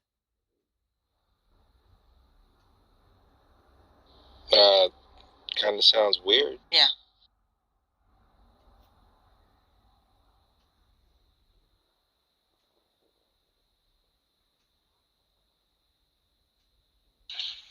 It's not even that hard to be reasonable about it. Like, I was talking yesterday about how I have Ariana's blocked, but I went into one of Godless Girls' rooms this morning, and I know she's friends with him, so when I got in there, I unblocked him, because, that's her room, and, I shouldn't be the one gatekeeping that her friends from being in the room. I mean, it's not hard. At least, Mo, you don't say, Godless Girl, block Darth Arianis or I'm going to block you, because I've seen that happen before. Many times. Block. That's Darth Dawkins' technique. That's not. He's not, one no of many, though. He's not just the only one. I don't know if he's that. Well, who else? Please don't ask me to name names either. Oh, do you mean Silver Star? Name names. I mean Silver Star. Yeah, I agree. He does that too. Oh, Silver Star is one, yeah.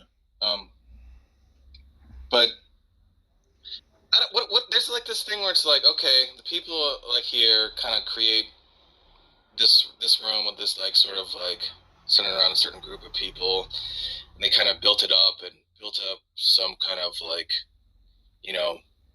notoriety, and like people come to the rooms, people like the rooms are popular, and then like people just like feel like entitled to like be on stage. People just like entitled to like not be like come in whenever they want, say whatever they want. What? What are you talking about? Including talking shit about how bad the room is and how. Do you know how they would fucking react if I went to their room, like a Darth Arianis room, and I told them like what we're gonna talk about, what's gonna happen, and like this and that? They'll tell me to fuck off. And by the way, your rooms are shit, and you mods are bullies. Yeah, I would be like insta booted.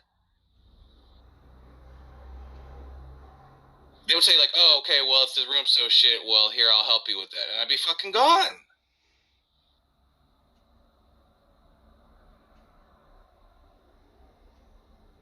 Like, what is this, like, some kind of, like, public utility, these fucking rooms or something? What the fuck, dude? The water board.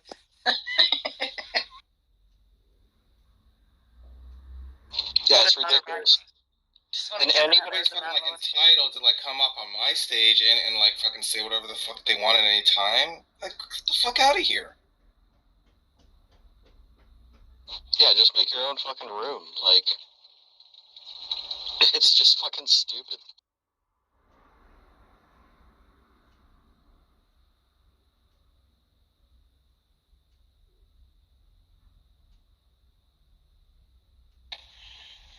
Jordan didn't even have a problem, right? Like, people were talking talking to him, and he's like, yeah, I was being annoying.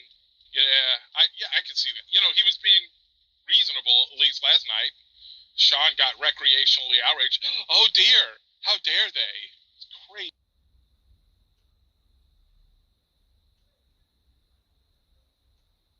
As soon as he got kicked, he messaged me. He says, "You're a little bitch."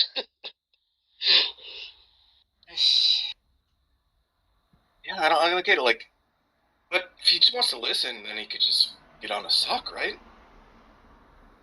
But that's not good enough. He wants to force us to interact with him or something like that in our own room, right? What the fuck is that? Like, these people actually listen to what they're fucking saying? I would like to read something that Jordan said. I think it's kind of important. I mean, he says he's working on humility and conflict resolution with you guys, and I don't know if I guess he's acknowledging struggles with that. So you could just there's a lot more, but I think I'm just gonna put that out there. Jordan's always talking about Tom and Haiti. Tom, is it true that you blocked Jordan for sighing? That's what he told me. You think that's the reason that I blocked him, godless girl? No, I think it's probably not, but that's why I was asking you to clarify. Yeah, it's all this annoying stuff that he does repeatedly with no intention to comply or stop his annoying behaviors, right? So the constant messaging, constant whining, constant in-chat whining, constant Darth and Marianas lobbying, the constant spite rooms, the constant sighing, on top of the constant derailment and trying to deep dive philosophy speak and when there's other conversations going on. Yeah, those are some of the things those are some of the reasons why he got blocked. Does that make sense to you? Sure. That's not what he said. That's all I'm saying. Yeah, one of the reasons he gets blocked is that he constantly talks shit about us. Which is another good reason to block someone. He's just the waitress, right? Waitress is late every day for a year. January 1st the next year, the boss says, look, I'm so sick of you being late. I'm just going to give you, I'm just going to tell you, if you're even just 1 minute late, I'm so sick of you being late, I'm going to fire you. The next day, the waitress goes to work. She's 1 minute late. Boss says, look, I told you what was going to happen, right? You're 1 minute late, so get your things. You're gone. She goes home to her roommate. Roommate says, what's wrong? Why are you crying? And she says, oh, can you believe that my boss is such a piece of shit? I was only 1 minute late and he fired me? Oh my God, you poor thing. What a horrible person. Right?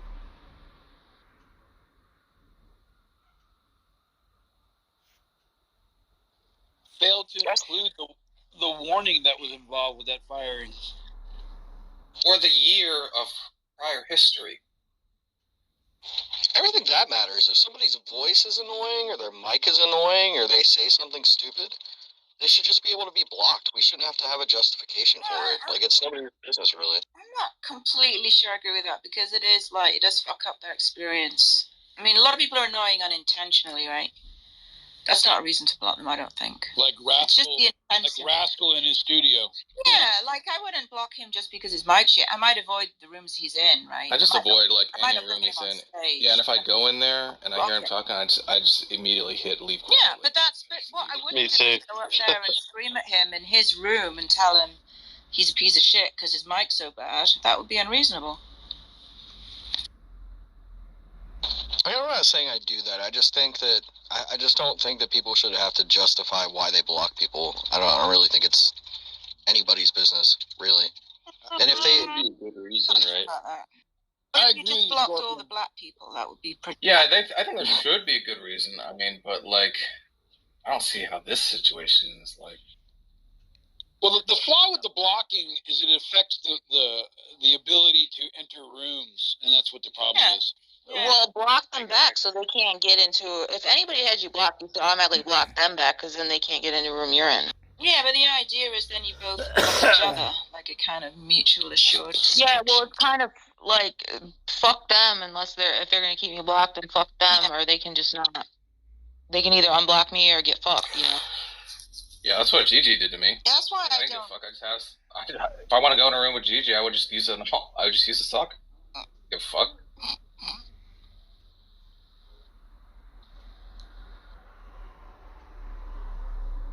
Yeah, but you wouldn't be able to talk. Yeah, if you talk on the sock, then I just block the talk. Just depends if you wanted to. Oh no, like I wouldn't like, right? I mean, but the thing is, like, I'm not like fiending to like, oh, I need to mic up in this room with Gigi. Like, oh, I'm so mad. Oh God, no, I would just sit there and listen, do something else. But Sean actually feels he has to speak up. Yeah. Actually, just being in the audience and not let up would trigger him. Like, it's not just a question of like, if you move him down. There's a lot of people like this. If you move them down, they get absolutely infuriated. Or if you don't bring them up, they get infuriated. So it's not enough. That would be Sean. That would be Sean. Yeah, exactly. Like that. It's not enough to be like, oh, you can come in our rooms, but we don't want you on stage for whatever reason. No, that's also like a terrible crime. So what these people want is that to get on stage whenever they want, to talk about whatever they want, we're just like the fucking doormats now. Is that our room is just like the Twitter platform. It's like I should be able to say whatever I want, like into the ether. No one should be able to like fucking stop.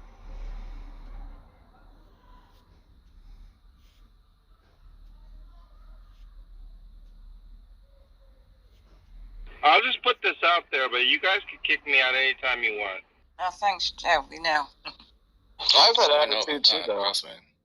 Like if I don't like if you guys decided you didn't like whatever about me, like, and you kicked me, I just would, I would accept that maybe I'm a dick, or maybe correct my behavior, or if that didn't work, I'd just start my own rooms or something. Like, it's just nobody believes that for a second. Okay. Look, I wouldn't be so quick to talk in this room because you have a history of bullying me. So, yeah. Wait a minute. Me bullying you? Yep. Are you kidding me? Yep. Yeah, you blocked me.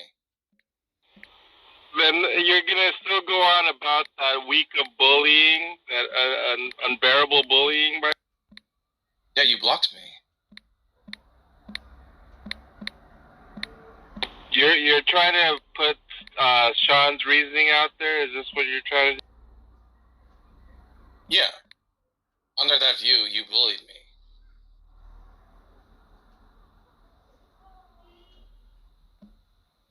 It's the Sean doctrine. And if I agreed with Sean that I did bully you, then what? You want to argue with me? No, that would just be like under that concept of bullying, then you are a bully. So if I agreed that you bullied me, or I bullied you, you would not want to debate me on that, right? There's nothing to debate.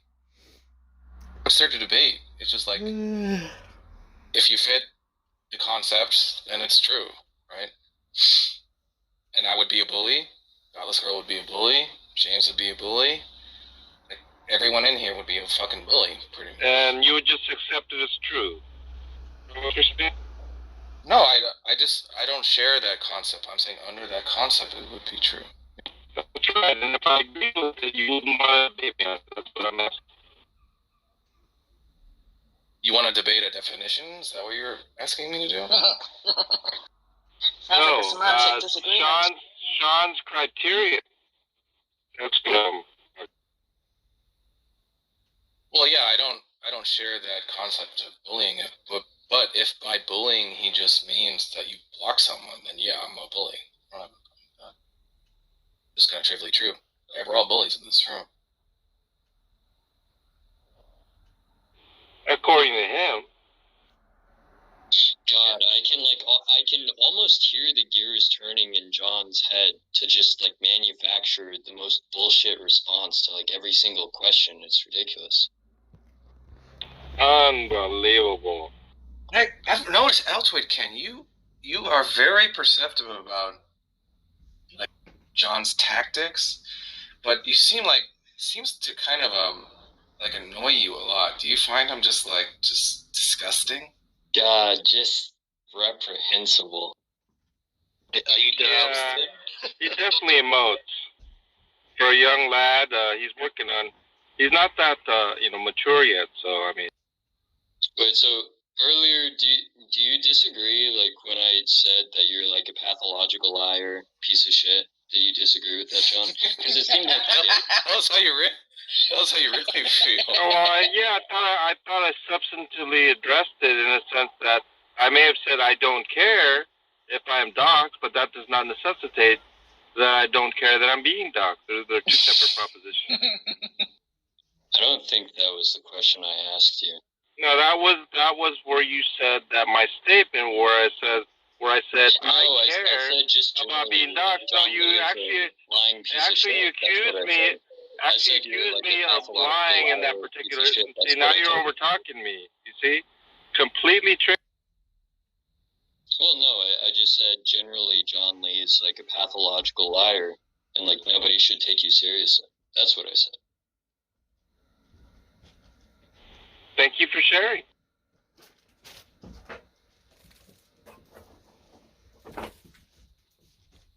You're garbage, Sean.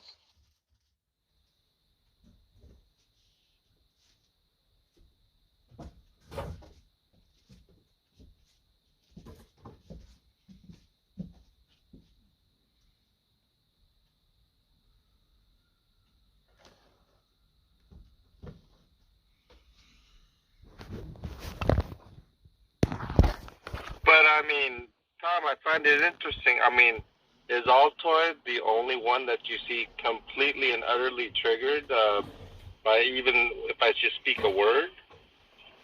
I find it interesting you confront him about it. How's he triggered? What's your definition of triggering? Just insulting you? He wasn't angry. He wasn't irrational. He just said something very calmly. Oh, is that how you sense it, Haiti? Maybe we perceive things a little different. Altoid, did you yell? Did anyone hear Altoid? No. No, I didn't. So, what's your definition of triggered then? If it's not getting kind of angry it's not. It wouldn't be synonymous with yelling. For example, maybe James Corletta yelling might be construed as that, but I don't necessarily consider a specific emotion synonymous with triggering. So you just told me what it wasn't. Well, yeah. And so what it is to me is it is a reaction, clearly a reaction, and it would be an emotional reaction. And that's how I would characterize it. I mean, I guess I would agree, but like to a very small extent, right? Just like in the same way that if I was walking with a friend through the rain and they decided to like jump in a puddle and like the water splashed on me, I would get like sort of like a little bit mad at them, but like I wouldn't decapitate them or something. And whether that reaction exemplifies itself in like utter disgust, like you might see with Altoid here. Here on his head. I mean, those two stages of being triggered. Up. Is John just confusing being triggered with like having any kind of reaction at all? Yeah, John thinks if you react to him negatively, then you're triggered. That's what John thinks. So I mean, I'm slightly... someone like, attacks your wife and you get mad, John would be going, oh, he's triggered. Is that what it is? Yeah, I might qualify that as being triggered. Like, I would say that I am slightly peeved or whatever, right? But I think, for the most part, I'm just, like, sad in you, John, right? Because I know you can do better, but, like, this is the sort of effort you generally give. And I think, that's sort of ridiculous. I would just attribute that to expectations, Altoid. I mean, no one puts these expectations except for yourself. And because I do not meet these expectations, you have an emotional reaction too. Your own expectation. Well, I don't think you're a moron. I give you that much. And in virtue of that, like some of your actions, I just like some of your actions are only justified if you're a moron, and I don't think you're a moron generally, right? So, I mean, I just expect you to do better, and you don't. Justification? What do you mean by your Altoid standards? Is this what we're going by? Your fabricated standards? Wait, did you not understand what I just said? Yes, you mentioned justification. You said, I would be justified in some way if I was a complete moron, but because you don't think I am, there's no justification. And my simple question was, according to whose fabricated standards? Well, every standard is fabricated, I guess. That's trivial, I suppose. But yeah, I don't make those assumptions. I don't make those assumptions. Oh, okay, good for you. I mean, my point is just that I don't think you're a moron. I give you that much, like, benefit of the doubt. I think you seriously do know when you're doing something wrong or doing something that you shouldn't, and you just do it anyways. And I get, like, sort of sad at you. Yeah, you're missing the point. You're avoiding that. You're looking at this fabricated, arbitrary standard of your own, and you're appealing to it once again and explaining it. My point is more fundamental, is that you do have a standard, and that particular standard... Still talking.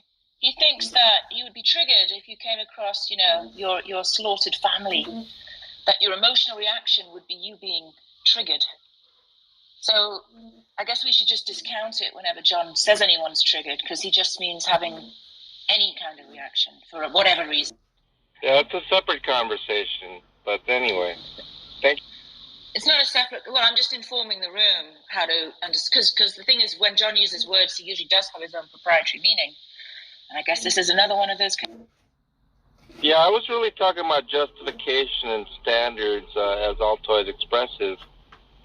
Other than that, Altoid has no other standards as an atheist other than his own feelings, and even seems to think, well, that's how it is for everybody, as if that's just simply the case. And what's that movie called with? What's that movie with Christian Bale where it's illegal to have feelings in like this dystopian alternate universe? What the fuck is that movie called? I think that would be John's Utopia. No one's allowed to have feelings. Yeah, exactly. That's what John wants. I mean, John's sort of sidestepping the issue here, right? Like, do you understand that my point is just that I'm disappointed in you? Like, you understand what I'm saying there? Because I think you do. You just don't want to address that. I think that people react differently. Disappointment only is in a sense that I did not live up to some target that you have for other people, and so you're disappointed, saddened, or whatever, even frustrated, and then sometimes it could even go to anger. All of these emotions is a certain level of, based upon certain expectations that you don't have to have first and foremost. Nobody's forcing you to have any of these expectations, and yet you choose to. Well, I guess I could just take you at your own standard, right? Where you say you are good with people, right? That you've worked with people and you troll at a very high level, and you know your ins and outs of conversations very well. I'll just take you to that standard. And according to that, I take it that you do numerous things, whether, it's habitual or not, that, like, is, like, not favorable or something like that to your own standard. Well, let us assume that I do troll at a very high level. John. Let's say you're absolutely accurate, right? The question is, why ought I not do that? The movie's called Equilibrium, guys. Equilibrium. Oh, I've heard of that. Well, I think the point is that you know that you ought not to do that, and you do it anyways. So, in other words, let's assume that I logically lied like you normally do, or you're, like, honest somehow, which which would be a change.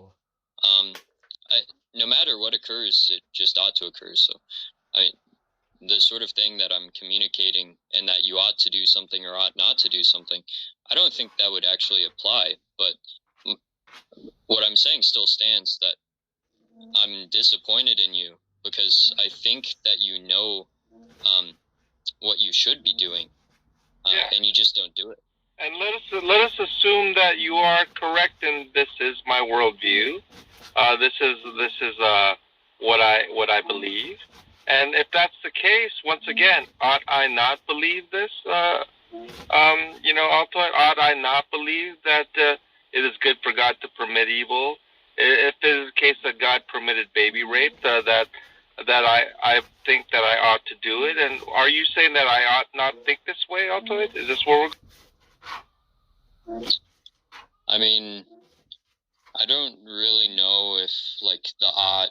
Well, I think the odd is, like, neither here nor there. I mean, it just seems like you are ashamed, right? Because I've asked you multiple times, like, if you understand my point of me being disappointed in you. And you just haven't addressed the question. Well, this is my point. My point is, whether you choose to accept it or not, this disappointment, all of these expressions of emotion. Yeah, I'll just ask you again. Are fundamentally so my question is, yeah, you understand what I mean? You're not even letting me finish, Altoid. Yeah. So I'll just repeat. Yeah, I'll just repeat my question because I guess you didn't understand it, or you're dodging it. Ought I answer your question? Yeah, well, if you want to or you don't want to, that's your prerogative. I was going to actually in the process of making a statement, of which is fundamentally, it is the case that these expectations of yours are not according to some objective standard that all abide by. These are your personal expectations of other people, and your ability to cope with other people not conforming to that is represented in your lack of personal peace. And what I am saying is, what Tom brought up to you, with regard, you say a little bit peeved or perturbed or whatever you said, is an expression of your emotions, your reactions, and disappointment as well.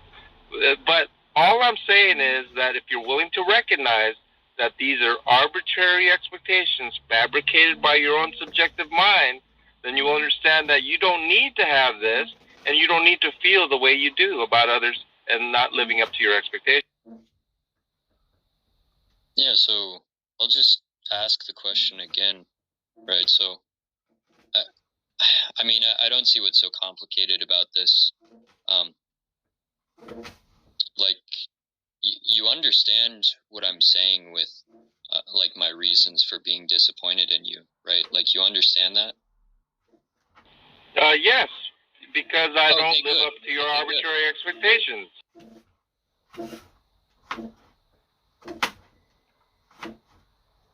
Do you think it's something else? Do you actually think fundamentally it's something other than that? Do I think what is other than what? Do you actually think that your emotions are not represented by your arbitrary subjective expectations of other people? Do you really do you think it's about somebody outside yourself? No, well, I think my thoughts are my thoughts, right? Like, I'm not going to deny that, but I'm going to hold to the view that, like, I think you know what you're doing, and I think you feel like you shouldn't do it. Like, maybe you don't. Maybe you're just, like, a sociopath or something. That's fine. You can be a sociopath. I don't care, but it just seems like if you're Are you sure you don't care? Are you sure you don't care, sir? As I was saying, if you're like a neurotypical person, then it just seems like you would probably feel bad that you know what you're doing is wrong, but you do it anyways. Assuming so, I again, did. I'm disappointed. Yeah, no. Let's assume that you are all correct in all of these things. Assume that, right? Right. What's it to you? What's it to you? Well, it seemed like you were confused on my position, so that's my position. Well, I think you're confused on your own position when you say you don't care. I mean, are you sure about that assessment?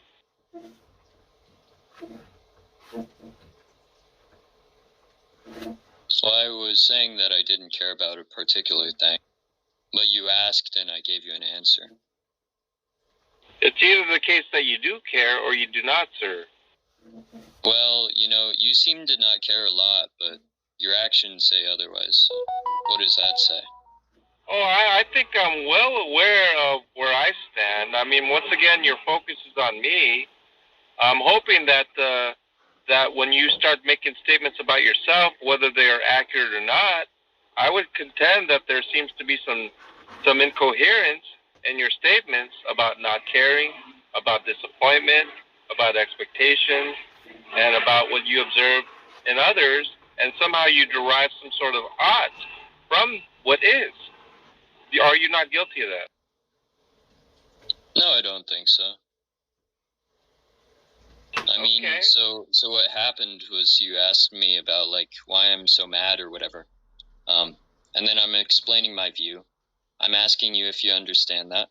Well, I didn't say mad. And it just doesn't seem like you're engaging. I don't see... Yeah, I didn't say mad. I used the word triggered, and that represents a wide range of emotions as I expressed already.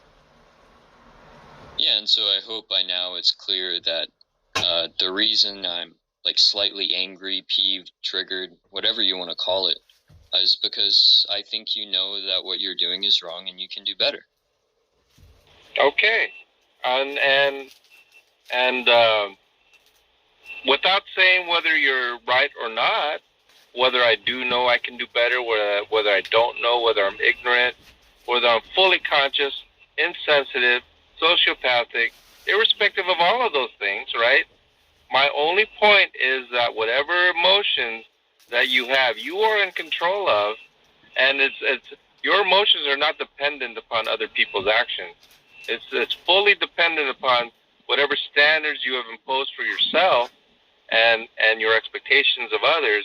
And if you get rid of these expectations, you will find that you will have a little bit of more peace within yourself, whether you believe me or not. These are just facts. Yeah, you can believe that. That's fine.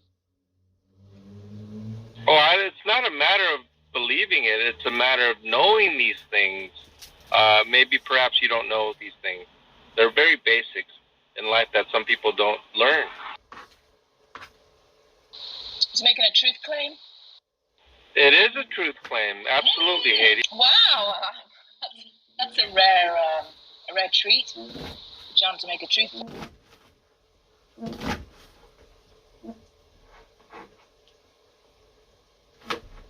So you're saying that we're in control of our reactions? Is that your claim? Yeah, I think so. Really? More importantly, we're in control of the standards that we impose. For others, for ourselves. Why is that more important? People, places, things. No, why is that more? I love how you just you're like a politician. You're like, the real question is this, right? So as not to answer the actual question. Can you make an argument how physiologically human beings are in control of their reactions? Ask not what your country can do for you, but what you can do for your country. I know that's not secular. That's a quote from JFK, I believe. That's not actually. What I'm saying is, someone stabs you and you go, ow, ow, it hurts. Are you really saying you're in control of that? Message is, hi, Robert Hill. Yeah, I think that a person can be in full control of their personal peace, irrespective of the chaos going around them. Yeah. Certainly. Okay. Yeah, it's interesting. I mean, when it comes to physical pain, well, no. Oh no. But when it comes, oh no. You can't control that? No. One's not in control of that aspect. Okay. So are you in control of being upset when a loved one's hurt? Can you just turn that off? The humanity switch in Vampire Diaries. I don't know if anyone here is a fan. Maybe Altoid. But you think you can control being sad when someone you love is getting hurt? You think you can control that just with power of the mind? What I would say is no. Why don't you answer my question instead of saying I'm going to say something else? Yeah, I think it's. Why do you keep saying only? I don't know how many times I said. Well, you suggested prayer, and we agreed that prayer wouldn't work, right? So now we're just in your example, it would be contrary to what Scripture prescribes for us in our lives, and so why would we pray for something evil? So in my example, prayer wouldn't work, right? So now we're back to meditation. Do you have any other ideas other than meditation? Not that prayer wouldn't work. I mean, you could pray to whoever you want, like to Satan, for example. Prayer is not exclusive to God. Okay, whatever, dude. But that's not even the main point. That's not even the main point. Of course, his is real. My point is that Discord and Ryan puts it good. You gave. Look, whatever, dude. Discord and Ryan puts it really good in the chat. He says, God answers prayers as long as it's what God was already going to do anyway. Like, so in what sense is a prayer answered?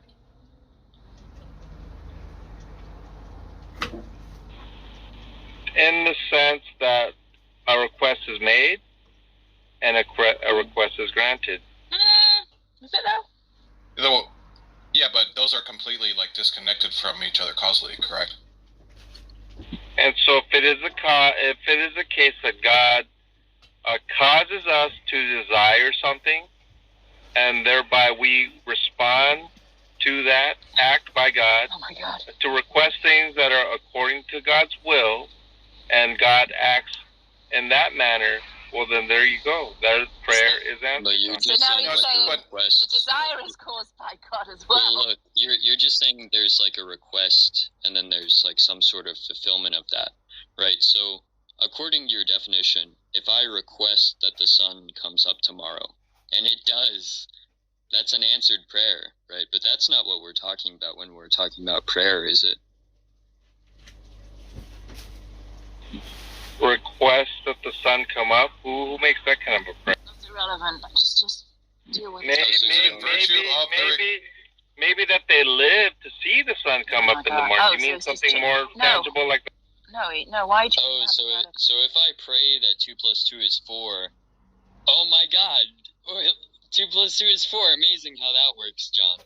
Prayer is answered. Check. Yeah, exactly. Why would there be even an association with the prayer and answer? Exactly. Well, because Exactly. Got you on now, John. It's the definition you gave.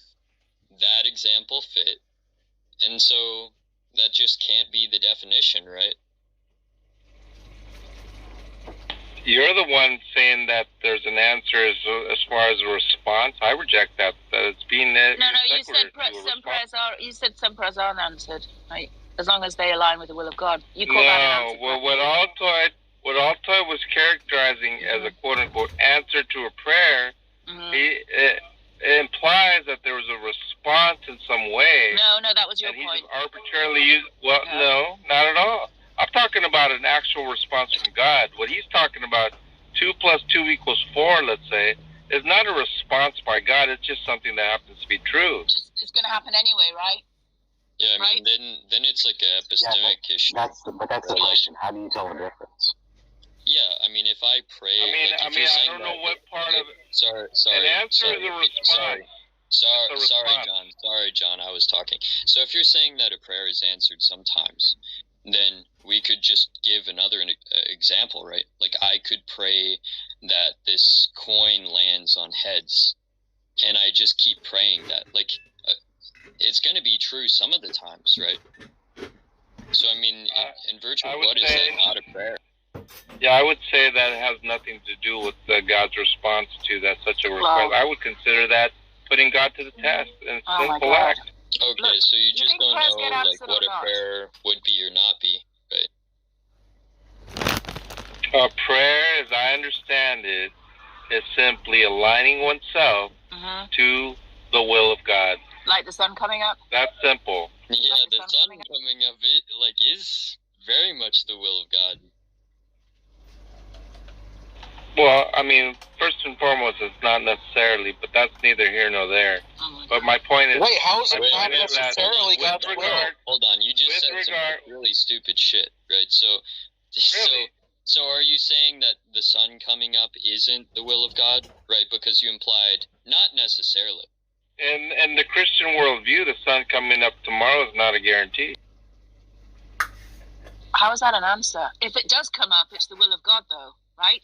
No, that's what I'm saying. Everything is ordained by God. Okay, so there's certain things that exist which aren't ordained by God, right? Some things exist which aren't ordained by God? No, what I'm saying is everything, may I finish? Oh, well, let me finish if you don't interrupt just stop saying everything. Well, you're interrupting me again. And so what I am saying is that everything that occurs is ordained by God. You're not even letting me finish again. You're so triggered, it's not even funny. So everything that occurs is ordained by God. Given that being said, right, it is not the case that everything ordained by God has any relational correspondence or causation by a prayer request. Just some arbitrary prayer request does not cause God to respond to the prayer. It just happens to be something that God was doing irrespective of your prayer. And if it is the case that you have any association with your prayer in imagining that because you somehow praise that such a thing and such a thing happened, that to have this delusion that you somehow cause God to act and cause God to respond, that is self-delusional, and it is sinful. Okay. Yeah. So you didn't cause the sun to rise, but are you saying that some prayers do cause God to do things? Yes, I will say that. Oh, I can cause God to do something? Holy shit. The creature that can cause God to do... Oh, no. No. You didn't like the sound of that wording. Okay, gotta say no on that one. Yeah. Yes, then no. Now it's no. So there's a context to that statement. There's a context to that statement in the sense that certain prayers cause God to respond would be the more accurate. Oh, really? Respond by doing something? Yes. Right, so they cause him to do stuff. Yes, but the difference is, Tom, it is not understood as some sort of manipulative action, which in that case would be akin to what's called magic, sorcery, witchcraft. Those are an attempt to manipulate the supernatural from the purview of the agent rather than a response from God. That's the fundamental difference between miracles and magic. Wait, so what role does the agent have in determining God's action? Nothing. Great. Well, then in what way does he? In what sense does he answer a prayer? In the sense I already told you, God, right, acts. It's a monergistic view where God acts to stir up some emotion, maybe repentance or maybe some sort of action in faith, this or that. Then the person praying in faith, in accordance with the will of God, to provide supplication to God, and God responds to that. But it did begin with God, and then the agent responded, and then he prays, and then God responds to that, and it's this relationship that's understood. So it can be said that God is answering the prayer of the individual. I didn't understand. Well, it could be said that a triangle has two sides, but who cares, right? What you gave was just a long-winded, nothing burger. Yeah, right? So and that was not it's just going to be the case that, right. So it's just going to be the case that that when you say a prayer is answered, you're delusional about that, right? Because you just have no influence over the outcome in any respect at all, right? It would just be the misattribution you would see in me looking at an optical illusion and saying that the lines are bended when they're actually straight, right? I'm just wrong about what I'm. Now, when you say that there's... Right, I got an analogy. So it's hold on a second. Let me just say this real quick because I have to do something in a second. It's okay, there's going to be this lightsaber battle between Obi-Wan and Anakin, right? And it's choreographed before they do anything, right? It's foreordained exactly who's going to swing and who's going to blocking it, right? But in what sense was that a response to what Anakin did? Because it was already all foreordained. And it could have been foreordained that instead of blocking it, he gets like cut in half or something, right? So it just seems like, I don't know in what sense you're saying that God responds to prayers, right? It just seems like there's like a sequence of events and they're actually not even like causally related. Yeah. The best way to understand it is that God responds to prayer, but Altoid, the way he understood it, he used the word influence. In no way does the created agent influence God in that manner.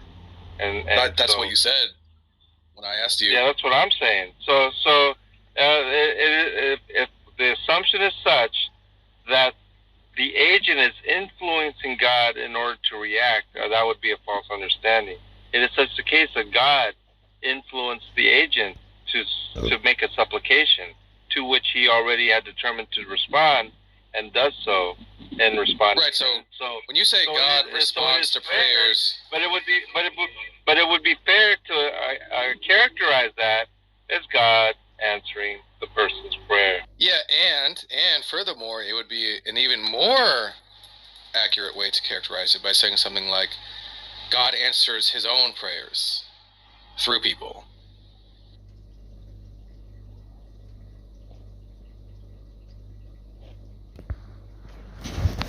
John? Yeah, I'm in a bad. You were in the Matrix, but it was me, I'm sure. Yeah, so it'd be more accurate to maybe say that God answers his own prayers that he sets, God doesn't pray. People. Where do you get that idea? Well, God He's the one who prompted the agent to make the prayer, right? That doesn't make it God praying. What? It's his prayer. Do you know what prayer is defined as? Do you imagine God praying, Tom? The way you described it, yeah.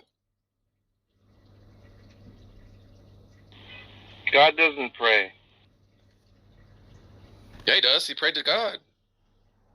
He prayed to the Father, right? He said, Father, why have you forsaken me, right?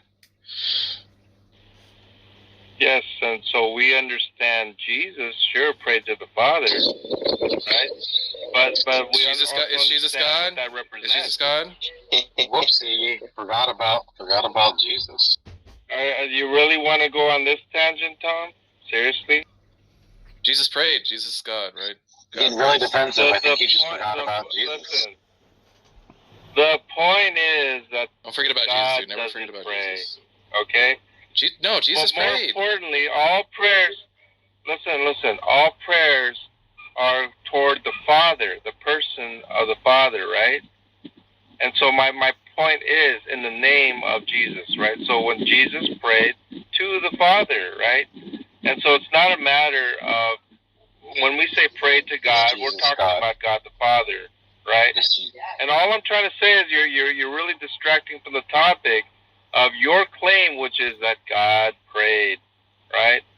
And for whatever reason... No, that God answers his own prayers. No, Tom said that according to me now, that I'm claiming somehow that God prayed.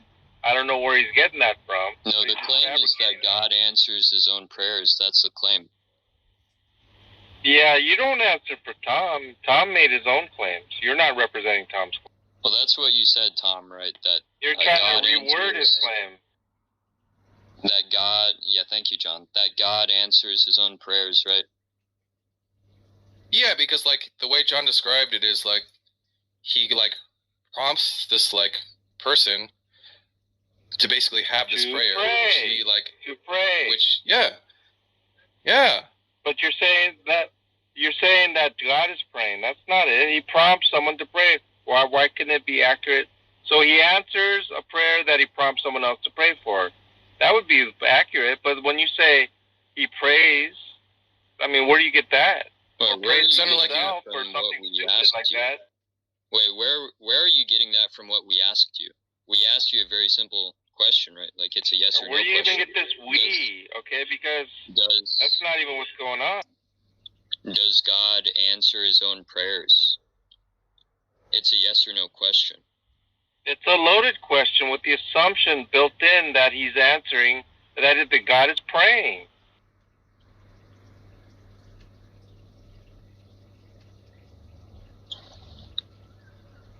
Why should I answer a loaded question? If you agree with the premise.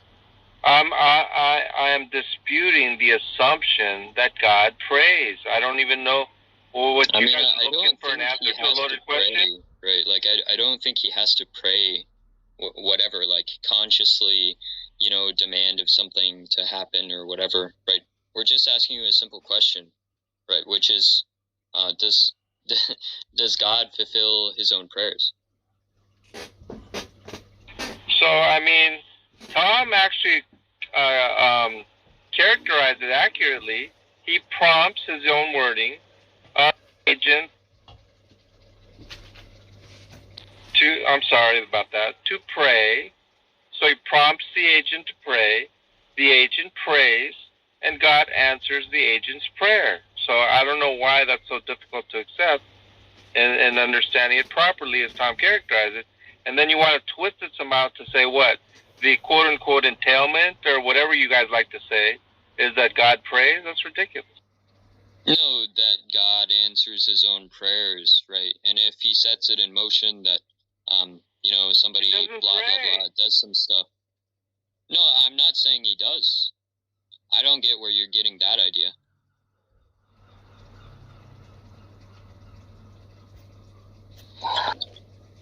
I'm just saying he answers his own prayers. I can't believe you guys are so stubborn on this. I can't believe you guys are so trying to push back on something like this. It's stupid. So God, you guys are trying to insist that God answers his own prayer. Yeah, so then God doesn't answer his own prayers? How does that work, John? He doesn't pray. Well, he's saying there's no prayers to answer because he doesn't pray. That's what he's saying.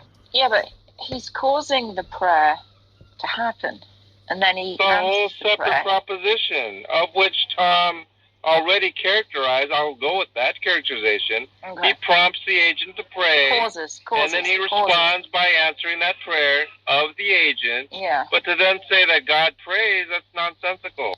But he doesn't prompt the prayer, right? He causes the prayer. Yeah. Is there a difference? Of course. Yeah. If I prompt my kid to clean their teeth, right? I might ask them to or whatever, right? How about this? I'm finished. If I cause them to clean their teeth, I might physically get their hand and put the toothbrush in their mouth, right? That's the difference between prompt and cause. Yeah, it's the difference between saying wash the dishes or hey, you might wanna wash the dishes. You guys have a it's not the case that he's commanding. The better understanding is like drawing or inspiring. Inspiring. And then I would agree with prompting, right? I would even agree with causing. Prompting implies there's some choice in the matter, right? Is that what you're saying? Well, he thinks not necessarily. Not necessarily. So sometimes there is a choice and sometimes there isn't. Right, so sometimes people do things that God doesn't ordain. Yeah, I mean, the way I would characterize it. Go ahead. Say I have a John Lee action figure, right? I got a John Lee action figure and a Tom Rabbit action figure, and I take the John Lee action figure and I put him on his knees, and I say, hey, Scorpion, I pray that I can kick the Tom Lee action figure, or the Tom Rabbit action figure in the balls. And then I take the John Lee action figure and make him kick the Tom Rabbit action figure in the balls. Was that the John action figure's will to do that? Well, God is not understood as some sort of puppet on a string. No. God's the puppeteer. Like he's a puppet master? Yeah. No, he's not some puppet master like a Metallica. Oh, so people do have the choice when you prompt them to do things. They don't have to do it, right? Well, John's gonna say Metallica title you're thinking about is Master of Puppets. He would be the puppeteer, not the puppet. John doesn't think that in order to make a choice, it doesn't, that's incompatible with it being determined. Yeah, but what's interesting is that he likes to dodge the claim that God causally determines everything.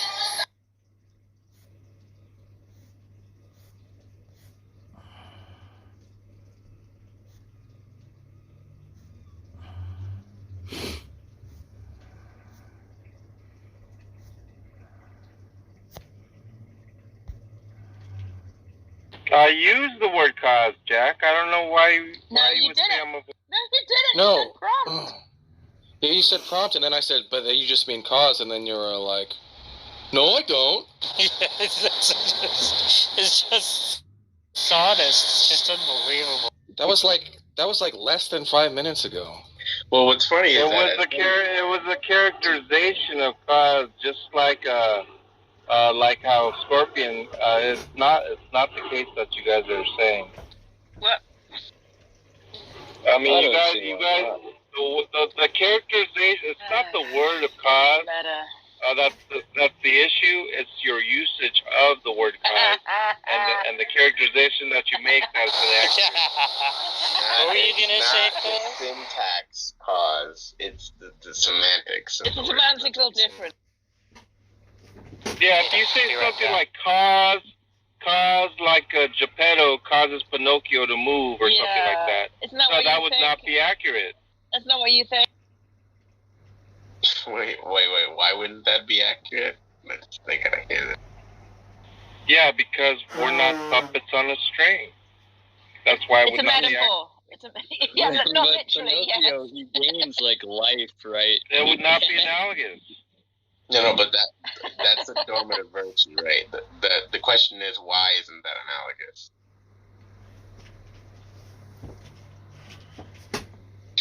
Because it's not analogous, didn't you hear? Yeah, why isn't it analogous? Because God's not analogous. God doesn't manipulate us, like a puppet. Somebody blew the Georgia guy, So that's not your view. That's just to say it's not analogous. Yeah. So he doesn't puppeteer us because he doesn't puppeteer us. Okay. Is that because we have a choice to do otherwise? Well, I mean, there's no reason to think that I'm expressing a tautology. That wasn't my question. Did you hear my question? Do you mean... No, I was just responding to Altoid's nonsense. Yeah, you don't want to respond to my nonsense, right? I mean, if you want me to respond to 5 different people, then... okay. You try that balancing act one time. I don't think you can. Okay, sorry, Altoid, you and John, go ahead. No, it's not even that. I just responded to one comment, Katie. So I can respond to yours. I just happened to hear him, and I responded to him. Okay. What's the disanalogy, John?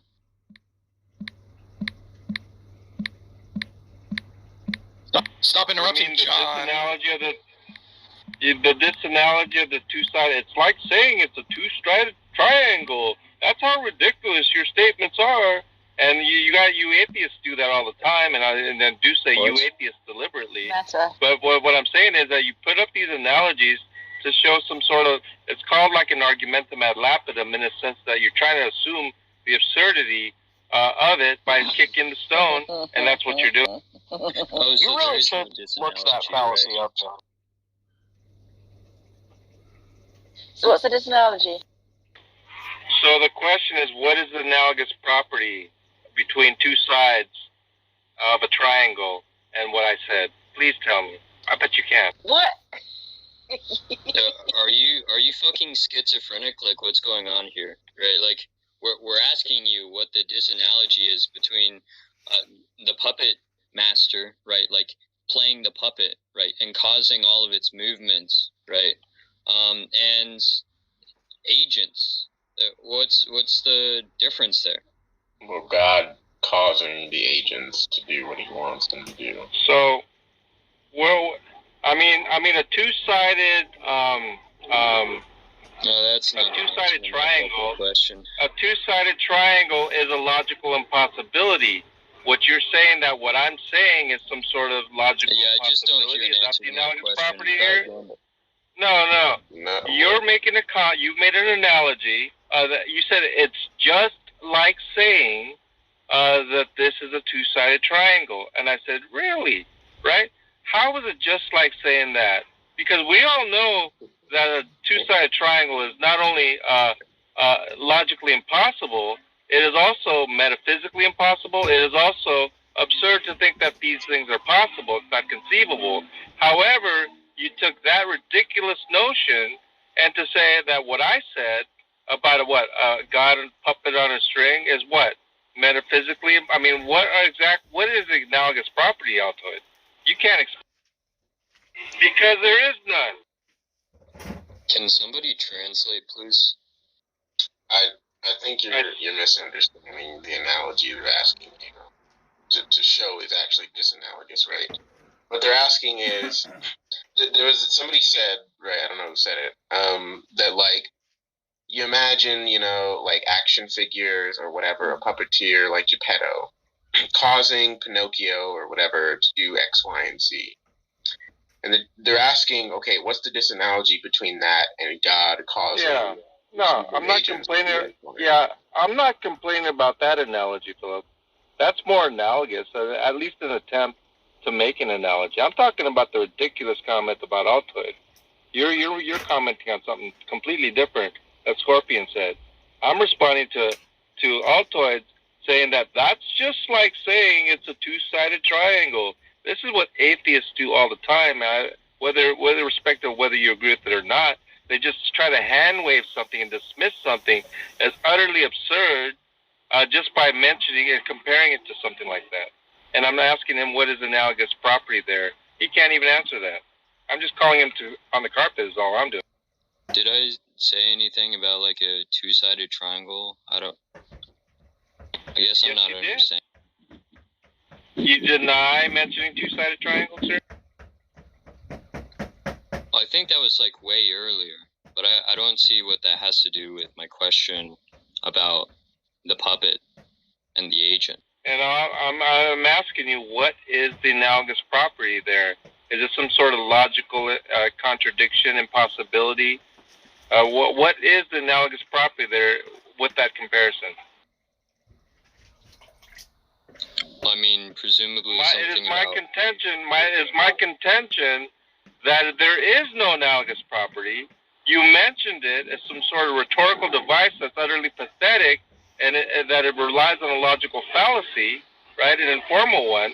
And what I'm saying is it's disingenuous, and I'm pointing that out in case you want to use that in the future, that people might let that slip, and maybe people will agree with you. Ha ha ha ha! Yeah, it's that ridiculous. You've proven nothing. Yeah, I'm just gonna have to look back on the replay because I'm just not even like sure what's being said. But the analogous property is gonna be like, You're the one. Yeah. So you asked me a question, and I'm just gonna answer it. So the analogous property is something about like it being causally determined, right? So the analogous property is what? Two-sided triangle is analogous to what? God, what? Like, why are you bringing that up?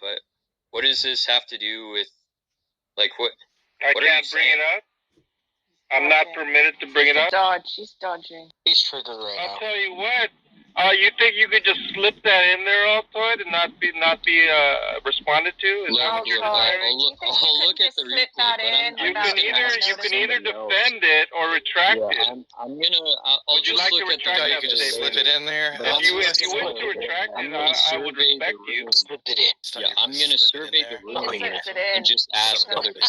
They don't notice. I'm just gonna survey the Is it in yet? other people, right? So Tom, Hades, Scorpion, Philip. I wouldn't be opposed. Oh, what's he saying? Because I'm not understanding. He's dodging the question. Because Yeah, he's in a corner now, and he's just fucking ducking under the ropes. dodging. He's saying at some point, he thinks it's you. I don't know if it was, but whatever. Somebody said something about a two-sided triangle is analogous to something else. I don't know what that something else is, and he asking. Exactly, Philip. That's my whole point. I'm not trying to distract from anything. I'm not going to let this BS persist with these young guys who think they could just put that out there and not be called on. That's ageist, first of all. An Altoid's an old soul. And then you guys could white knight them all you want. And let's just move on. Let's just talk about something else. Well, no, I'm not going to allow that. Oh my god. He can either retract it like a man or back up his claim. Oh, like a man, not like a little boy, right? A little. Oh, that soundbite's gonna haunt you next time you try to pull that bullshit. That's funny, but it's just like once like it's understood like what you're saying, I'll maybe be able to respond to it. But you're just saying two-sided triangle, analogous something or other. What's the analogy? Like it's not even like a proper question.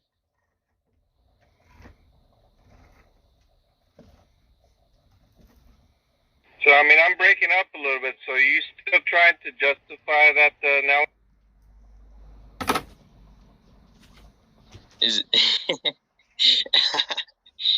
Is he this mad?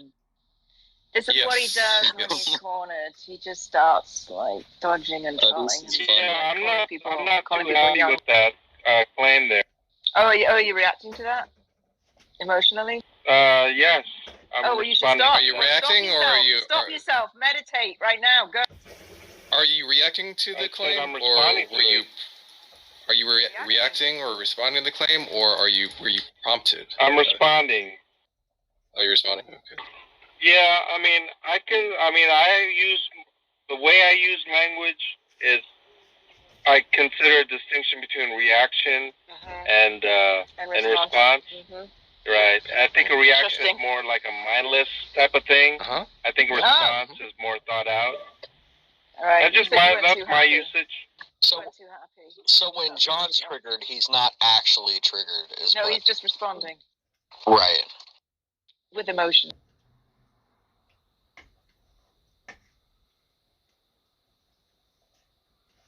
But in any case, on the substantive level, I mean, I don't know where we're at. But yeah, God does not pray. He does not answer his own prayer. If God does not pray, if God does not pray, he cannot possibly answer his own prayer that he does not pray. Right. So he causes people to pray. That's the logical conclusion. He causes people to pray, and he answers the prayer that he caused people to pray. Right. Right. That would be accurate, Hayden. Exactly. Okay. So is that so difficult? So when we think about praying, we should really mean just some sort of like puppet on a string being caused to pray, and then the prayer gets answered. He's selling windows and driving around with bricks in the passenger seat. That's right. There must be a lot of strings out there, Haiti, if that's the case. A lot of what? They don't tangle each other. I just happened to be in the neighborhood. I sell windows. See you had a brick through yours. Oh, this pile of bricks, don't worry about. That's nothing. I do. Oh, do I sell windows? Matter of fact, I do. I just had a weird question, and it's really off the point. If you want to ignore it, it's fine. When people pray to God and they're not elect, like, is it just in vain? Is it just pointless? Because I'm sure there's lots of people praying to God that aren't elect, right? That's a good question, Snugs. I like that. So what are those people doing? And does God hear it? And does he just not answer those ones? Or how does it work? No? Anyone? John? Hey, John, when I was a Christian, I used to pray all the time that God would show me evidence that he existed so that I could know for sure that he exists. And he never showed that to me. Is that because I wasn't elect? Or is it because I was just praying wrong, or like what? How does that work? Well, maybe your prayer wasn't caused by God, so it must have been some other kind of prayer. It's a shmer.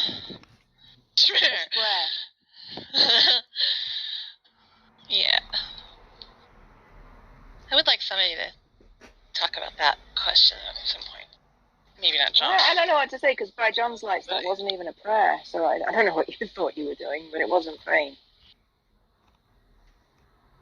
It was just doing something else that feels like a prayer, looks like a prayer, but is not in fact a prayer. It's just probably just like saying things or hoping things.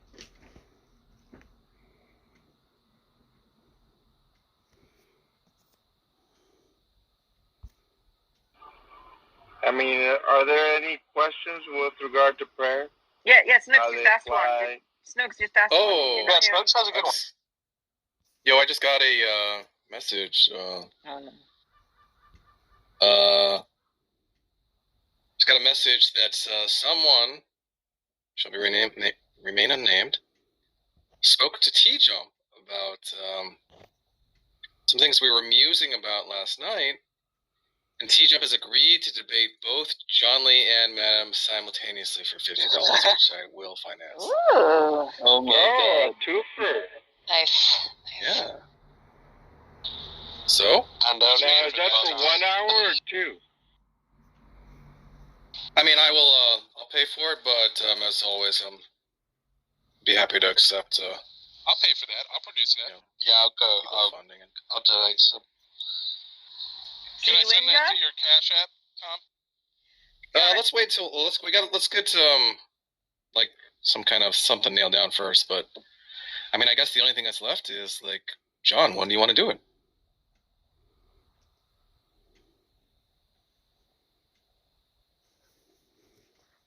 John? Pick a day. Yeah, I mean, my connection's super bad right now. Funny because you sound great. But okay. We can hear you. It's like a crystal bell. Danny. But John, Danny thinks that T-Jump is a moron. So, are we on, John, or what? T-Jump's down. Yeah, I did get to that part, but anything before and after, I didn't get any of it. Alright, now you're breaking up. Now I believe you. And we got half discount as well, so you better fucking do it. Yeah. Steal. Can't pass this one up.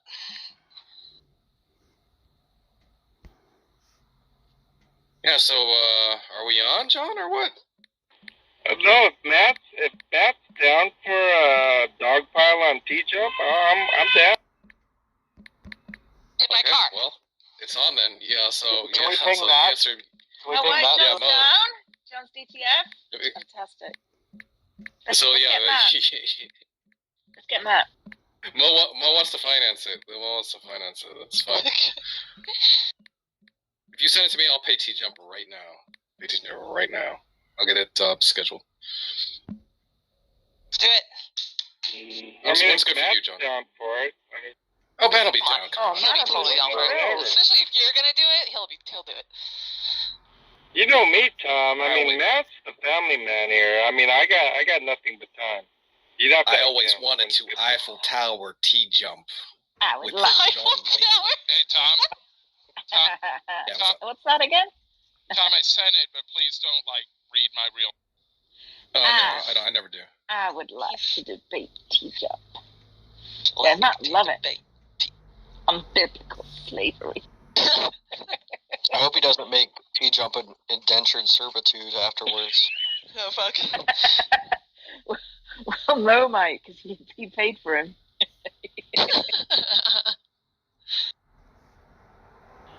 I almost feel guilty. It'd be like paying Tom to, dress up in a gimp outfit, and me and Matt just go at him.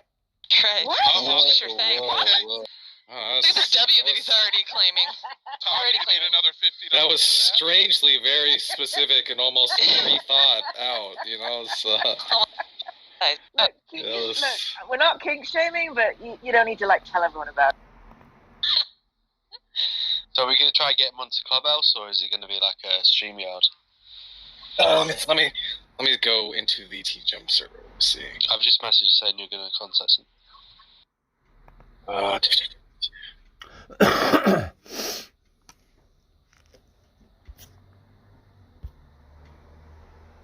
Welcome to T. Do you have a direct? Yeah, I have his direct. Do you want me to send you it? Do you want to just ask him for his Cash App, and then so we can kind of like nail this down? Yes. And give that to me right now. Time is of the essence. I want, I want to get this. Hell, maybe we could do it today. What exactly is what is the subject? Like morality or something, or what is the subject? And we have to talk about that. Daz, do you feel comfortable? I mean, just anything, right? Asking him. Do I feel comfortable? What? Sorry. Asking him like. What does he want to debate? Yeah. Yeah, that's fine. Yeah, I'll ask him.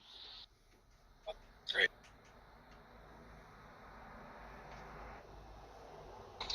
Aren't you excited, John? John, aren't you excited? Well, I was kind of excited when T-Jump was willing to debate Randall Rouser. So wait, I'm sorry. Yeah, but now you'll be able to just say all the things that you knew that probably Randall Rouser wouldn't be able to like say that he ought to have said, right? So now you have full control, and you'll just be able to like 360 windmill dunk anytime you want.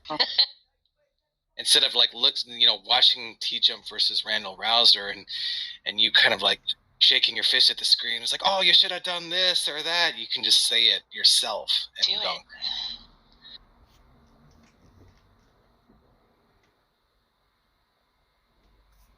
Exciting times. Yeah, my reception's really bad.